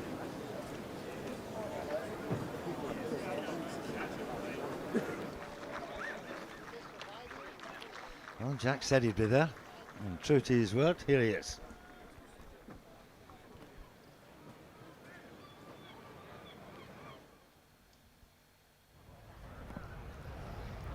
How far is he leaving this, Aaron? As good as wedge player, I'm going to say 10 feet, but I don't think he caught it the way he wanted to. No, he didn't. He kind of skinned it a little bit. Yeah, that's his wheelhouse, isn't Boy, it? That's I'll tell you butter, what. yeah.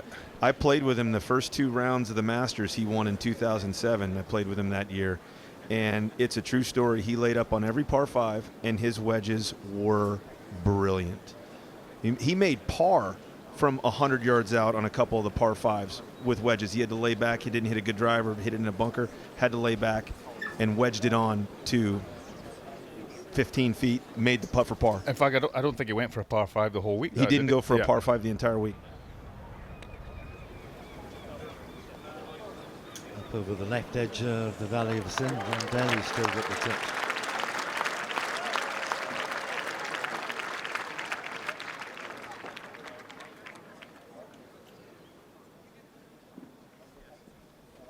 Boy, if you can drive it down here, boy, this is absolutely perfect. Angle-wise. Coming up that green. Brilliant.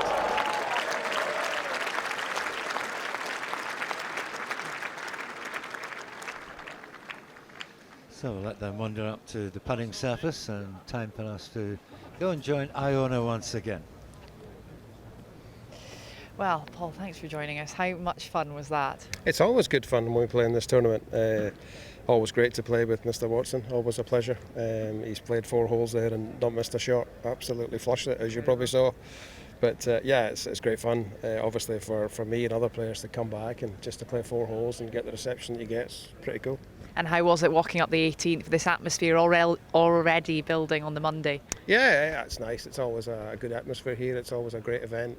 I think they've sold us at 290,000 tickets or something this week, so it's going to be mega. So we're all looking forward to it. And the news has broken, you will be hitting the first tee shot on Thursday morning. What an honour is that? Yeah, I did it once before here at St Andrews. I think it was 15 or maybe 2010, the last time we were here I did it. So yeah, it's a nice thing to be asked to do. Mr. Slumbers phoned me a few weeks ago and asked me to do it, so delighted. Good stuff, Paul. Well, thanks for the chat, and we look forward to watching you play this week. Thank you. Thank you. Thanks a lot. But 2 weeks for Paul. He's also got the Senior Open Championship as well, which is at Glen Eagles this year. So he's been working away, heading golf balls up at the Paul Lawrie Centre up by Newmarket in Aberdeenshire. And his game looks in pretty good shape going into this championship here.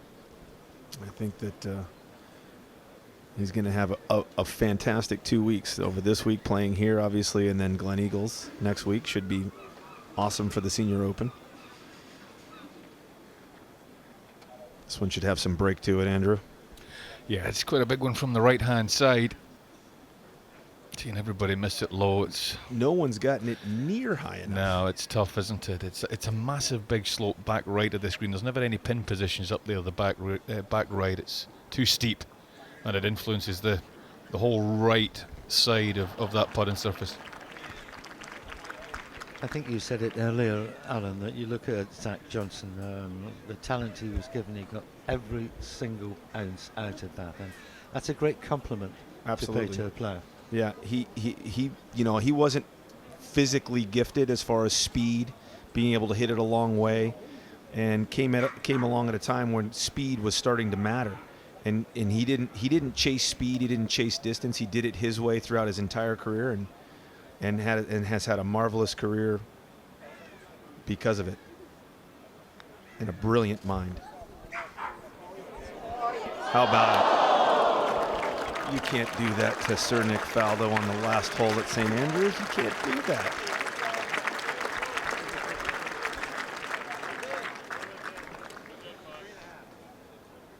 That will be his words in the months ahead, the one that got away. The one that got, yes. Does he love it or what? The fishing. He is brilliant at it as well. Fly fishing is a tremendous It's an art. It's a bit like golf. It is. It's an art, without a doubt. This looks like it's going to be the winning team from the word go. They've been exceptional.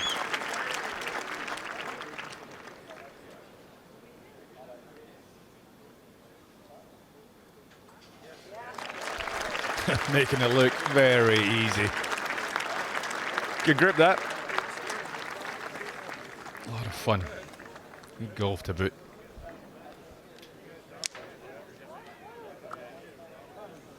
I might have to go put a few pounds on Louis, I think, this week, maybe.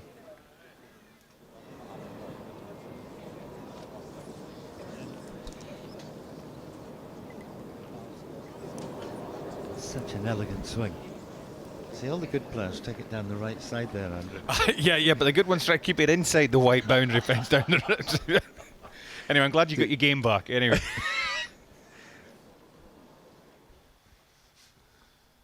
It takes guts to aim down that right side, Ewan. It takes guts. Oh, don't do that to him, Aaron. Don't do that. Well, you'd figure maybe some of the cobblestone would kick it back to the left and bounce, maybe. Or one of those big buildings, Beamer. Yeah, you know, something like that. See, Lee plays it smart, out to the left-hand side, opens up the angle for the second, you know. You never won here if you'd hit the drive where I told you. Good 20 yards over Granny Clarkswine, who was a fisher lady in town. Used to go down the beach and take the fish back, sell her wares. The way she made her living. Never used to be tarmac, used to be just a narrow track. And dirt, correct?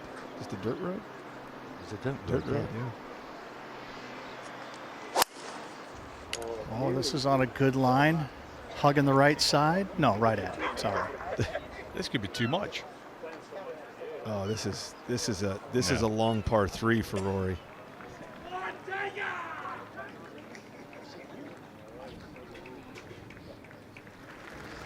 What a driver of the golf ball, McIlroy. A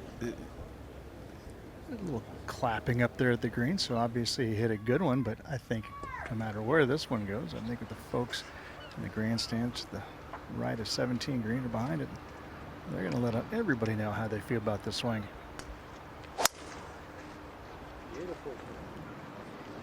Now this is clever. He's taking the ball flight down here. He's got a good shoot with the first bounce.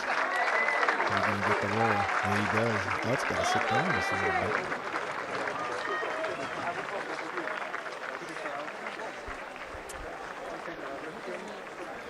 Well, he's out-driven a young pup by about 30 yards there. Big hug from Barbara Nicholas. And smiling Tiger Woods, and he's looking in good shape going into this 150th Open. Nick Faldo rolled back the years with some magnificent striking over these 4 holes, and his team are way out in front.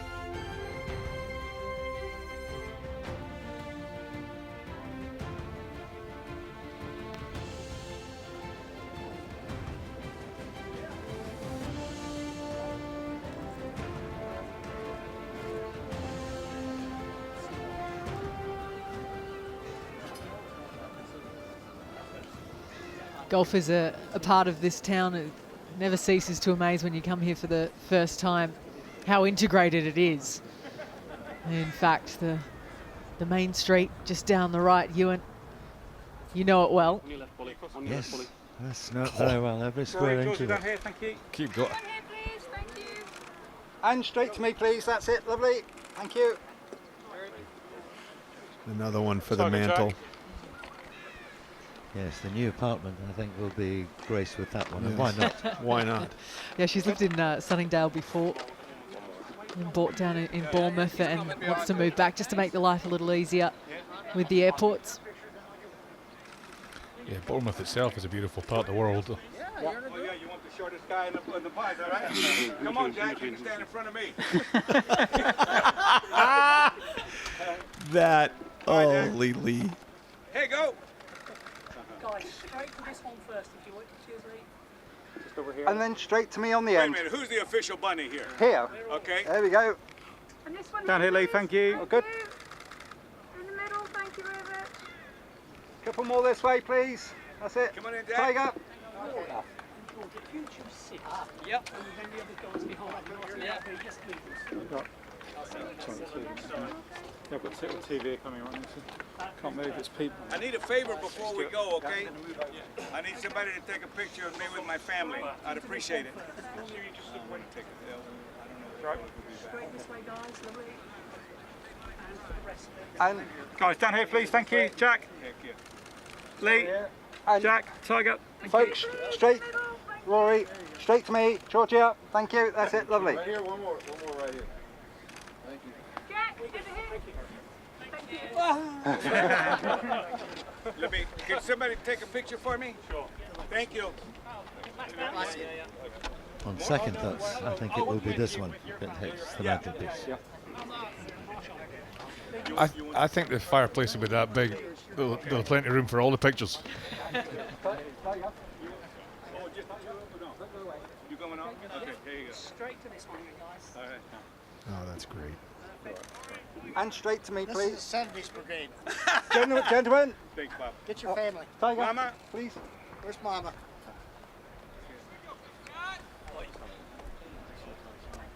Guys, can we come back a bit, honestly? All of us. I thought I heard We all keep Lee saying that this might be the last time we've come back, so I'll take advantage of this opportunity with his family over there on the bridge. Absolutely. I think if we have the How ladies sat down, respectful maybe. that picture is. Oh. Lots of mutual respect in that group for sure. Straight to this one first, if you would. Really go. And then this way, move around this way. Thank you very much. And then here, please, thank you. That's me. And straight to the end. That's lovely. Thank you. Thank you. Can I give somebody a number where you can send me Yeah, that's something? exactly Okay? what We'll get them, yeah. Right here. All right. There you go. Tiger. Yeah, just don't fall off the bridge. Thank you. Okay, Jack. Jack's fine. Jack, they want to do one with you. Hi, sweetheart. How are you? I'll see you in a minute. Jack. Tiger. Jack and his family first. Jack's gone. You're waiting for him. Tiger. Can we come back in and show? Yeah. It's going behind you, Dory. No one's pushing it. Oh my goodness, how good is this? Well, when you think the last US Open at Pebble Beach, Tiger Woods was teeing off, Jack Nicklaus was finishing. Yeah, no worries. It was the changing of the golfing era. Yeah. I said that.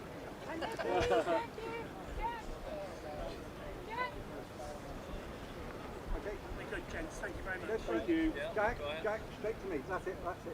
Beautiful. Thank you very much. Thank you. Thank you, Jed. Cheers. Nicholas family.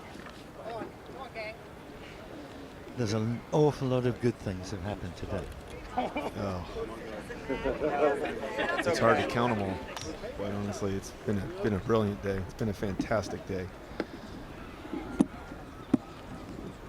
Yeah, I think it just has the enthusiasm that everybody has to be part of, not just this Open, but the 150th Open here with all the, the other legends in the game. But you look at Tiger and Rory and Georgia, they're standing aside while Trevino did what he felt that he had to do, what he needed to do, and here they are all together walking up one of the most famous holes in the world. Old Tom Morris, all these years ago. And let's hope it's not the last time we see Trevino. He's been good value for a long time. Now, is there another championship and maybe another sport that celebrates its champions as well as and as brilliantly as golf does? It's fantastic. I think last Sunday at Wimbledon was fairly special. That was pretty awesome. I agree. That was pretty awesome. There. But this has been special as well. Just one group left down the last.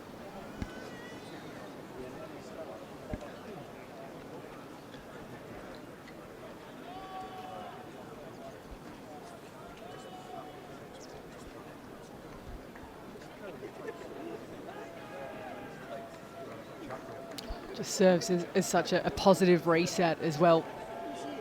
A nice and timely reminder of why a lot of these players fell in love with the game.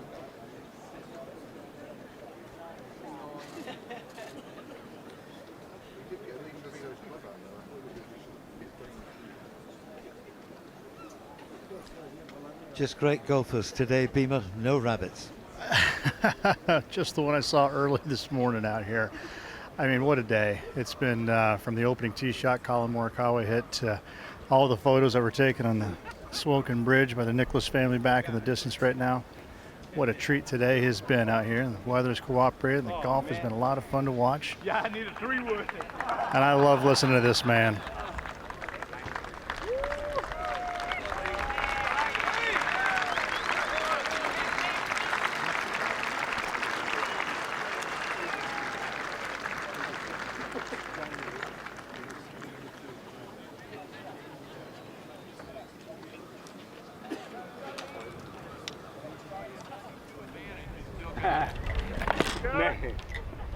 Yeah. Just so much fun to watch. Trevino to play his second. Taking out a little pitch and wedge. And he's working a little draw in there. Get up there. Go on.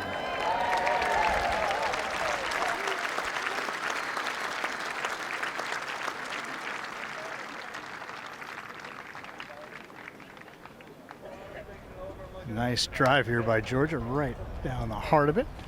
Will she land it up on top, or is she going to just bump and run it? Hard ground, you're hitting it pretty good. Well, I'm playing it back. Up top it is.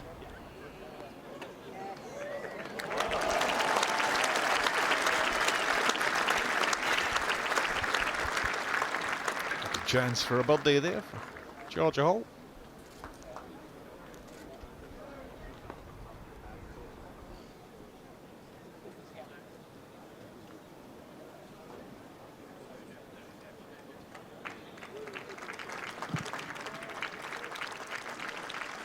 Ladies and gentlemen, please give a very warm welcome to our final group, which includes three-time Open champion Jack Nicklaus.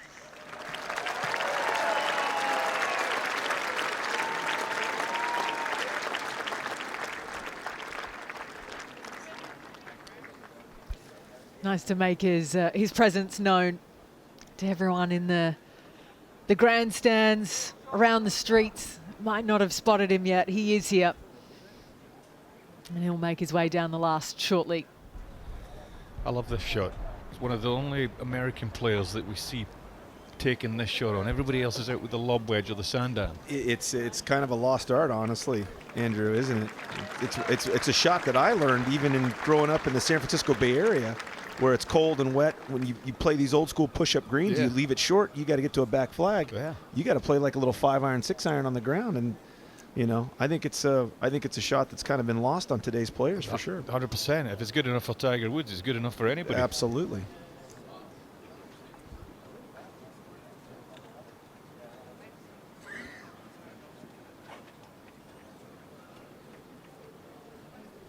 Drove the green.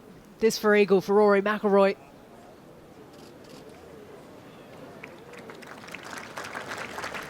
We haven't had seen too many people get that putt to the hole today. Should be an easy birdie for Rory there. It's a fascinating little insight with him and Georgia there about the putting and the Faxon thing with the pace and the coin down the line and trying to one side or the other side. Well, I think one of the reasons Brad was such a phenomenal putter when he played was that nothing was technical. It was all about what's out there, nothing about what's in here, what he's doing with his stroke or his body. Everything was about where the target is. I think that you could almost be a sweeping generalization throughout the game with all that, though. You know. Yeah, oh, absolutely. It's always about the target. Left hand below right, hands very close together.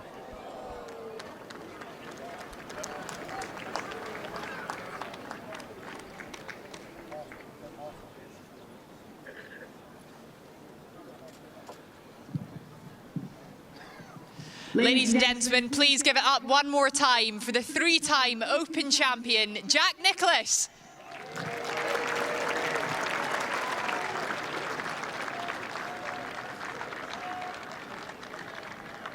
Tiger never had anything. Concentration as good as ever.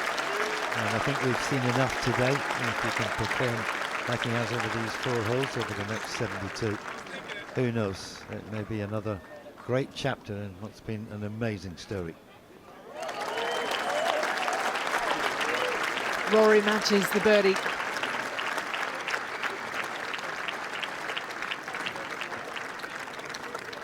They saved their best for last, as the true champions so often do. So a final 6 for that group.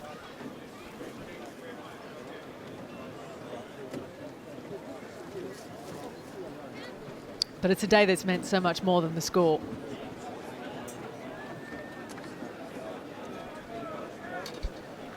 It does mean Nick Faldo successful again, St Andrews. I'm sure he would have liked to have continued playing, Nick. But he has got his mind on other things now. It's a fairly big farm he has in Montana. He's got a few lodges to repair and restore, and that's going to be his life. And I'm sure he'll enjoy it. He richly deserves it, because I think a lot of people in years gone by misplaced Nick Faldo. Nick wanted to be on his own and tunnel vision because he felt that was the best way for him to do it. And who's to argue that it wasn't? I think 6 major championships proves that he was right in his decisions.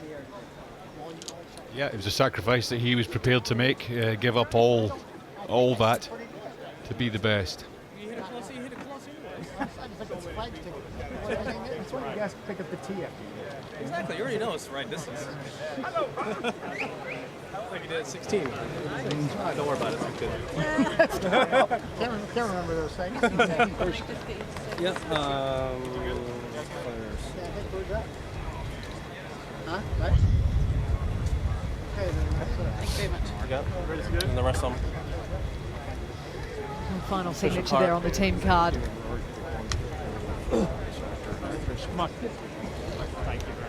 Question to both of you, Colty, and all three really, you and Aaron. What are Tiger Woods' chances like this week? It's better than certainly it was going to be at the PGA Championship with the hills. The hard ground, I think, will have a negative impact on his right leg and his sore right ankle. I think he's got a better than half a chance, I think, to actually win this week. He's got to keep it out of the bunkers. He's got to stay off of awkward lies. I think the leg is still a problem, and still could be an issue.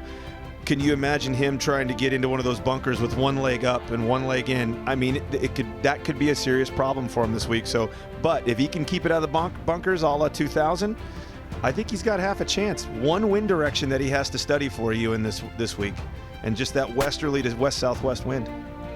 I tipped him to win in January, and I'm staying with it. And remember, Tiger doesn't do bunkers here. He doesn't do bunkers here. No. There's been lots of pictures taken today. And a lot of them will be probably printed tonight. Oh, I know. Let me tell you this. You know, everybody tells me about this thing. I don't say anything because I don't want people to say anything. But two of the fastest players in the game was played at a great pace. They came and had 2 tournaments in Dallas. I'm doing full time now, and we're deciding. Yeah, the ball was in the air before the playing competitors' ball stopped rolling with those two guys. Over 60 years, the best two players have graced this game. Many will look at Bobby Jones all these years ago as well, a different era, of course, but over 60 years it's been Nicklaus and Woods.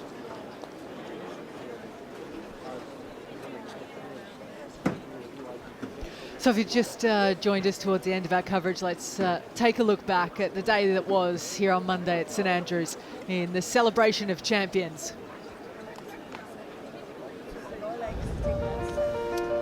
Out in the opening group with the defending champion in Colin Morikawa. This was the 2-1 for Keita Nakajima, and it was a lovely way to start his day.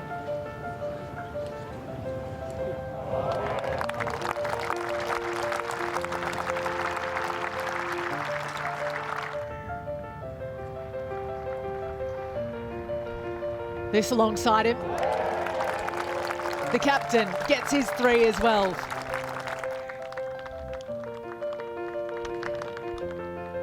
And Shane Lowry with his second into the first. Another beautiful wedge shot.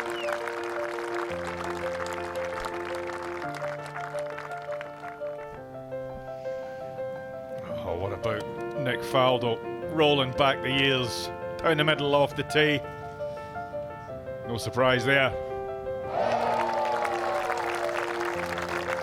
From one great champion to another, Anna Nordqvist at the right-hand side of the second, and they don't come an awful lot better than this.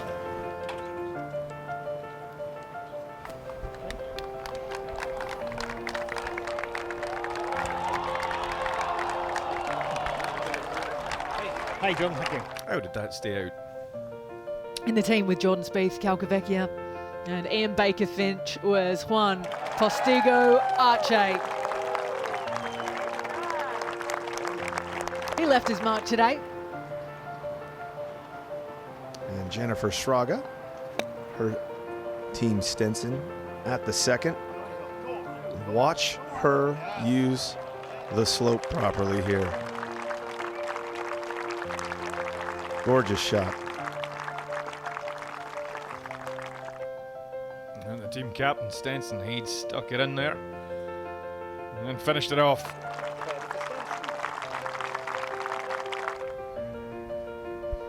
Katrina Matthew synonymous with Scottish golf. And imperious there from long range at the second. Tee shot of Tiger down the right-hand side of the second. Nothing as a lost start for Tiger Woods. Beautifully executed.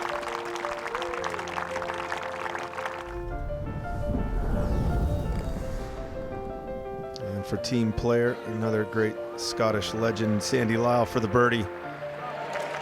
He gets it. Great seeing all these great champions out here again.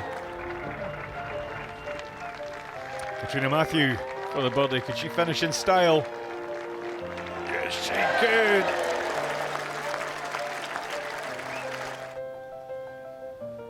Playing in Team Watson, Paul Laurie, who'll strike the first blow on Thursday. Did that at the last. In Nick Faldo's team was Louis Oosthuizen. Second to 18 was a work of art.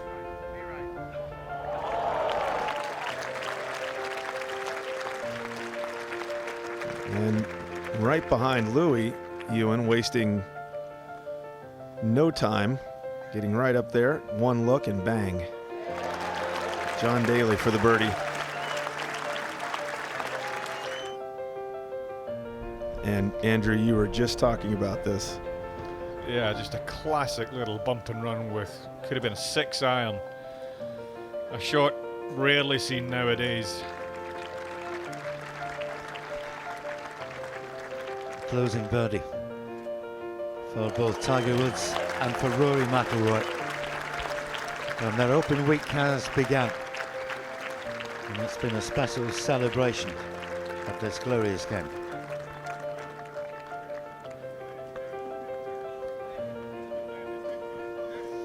If you could bottle it, it would sell for millions. Some of the conversations that happened out there today. And this is how it all finished up. Courtesy of 3 sixes, so 3 holes with 2 under par, counting a 6 under par total for Team Faldo, including Zach Johnson, Louis Oosthuizen, John Daly, and Sir Nick Faldo, the man himself, a 3-time Open champion. It's been a pleasure having you with us here for the Celebration of Champions here at St Andrews today.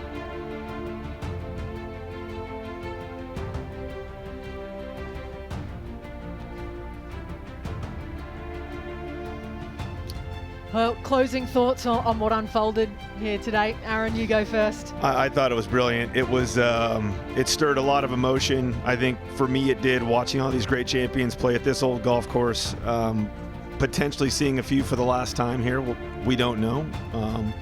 But I think what the R&A has done in creating this celebration of golf, and especially here at St Andrews, just fantastic. Couldn't have gone any better, I thought.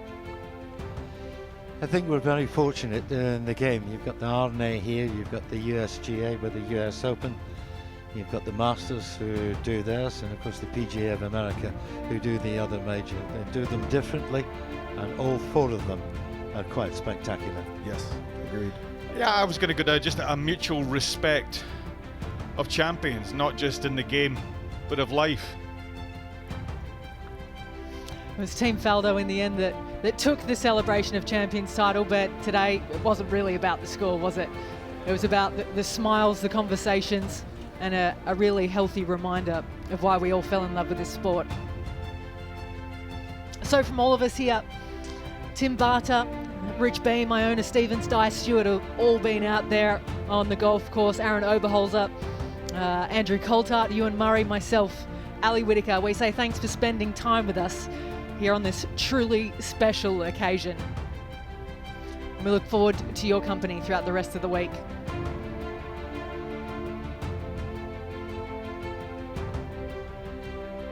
You can always add one more on the mantelpiece.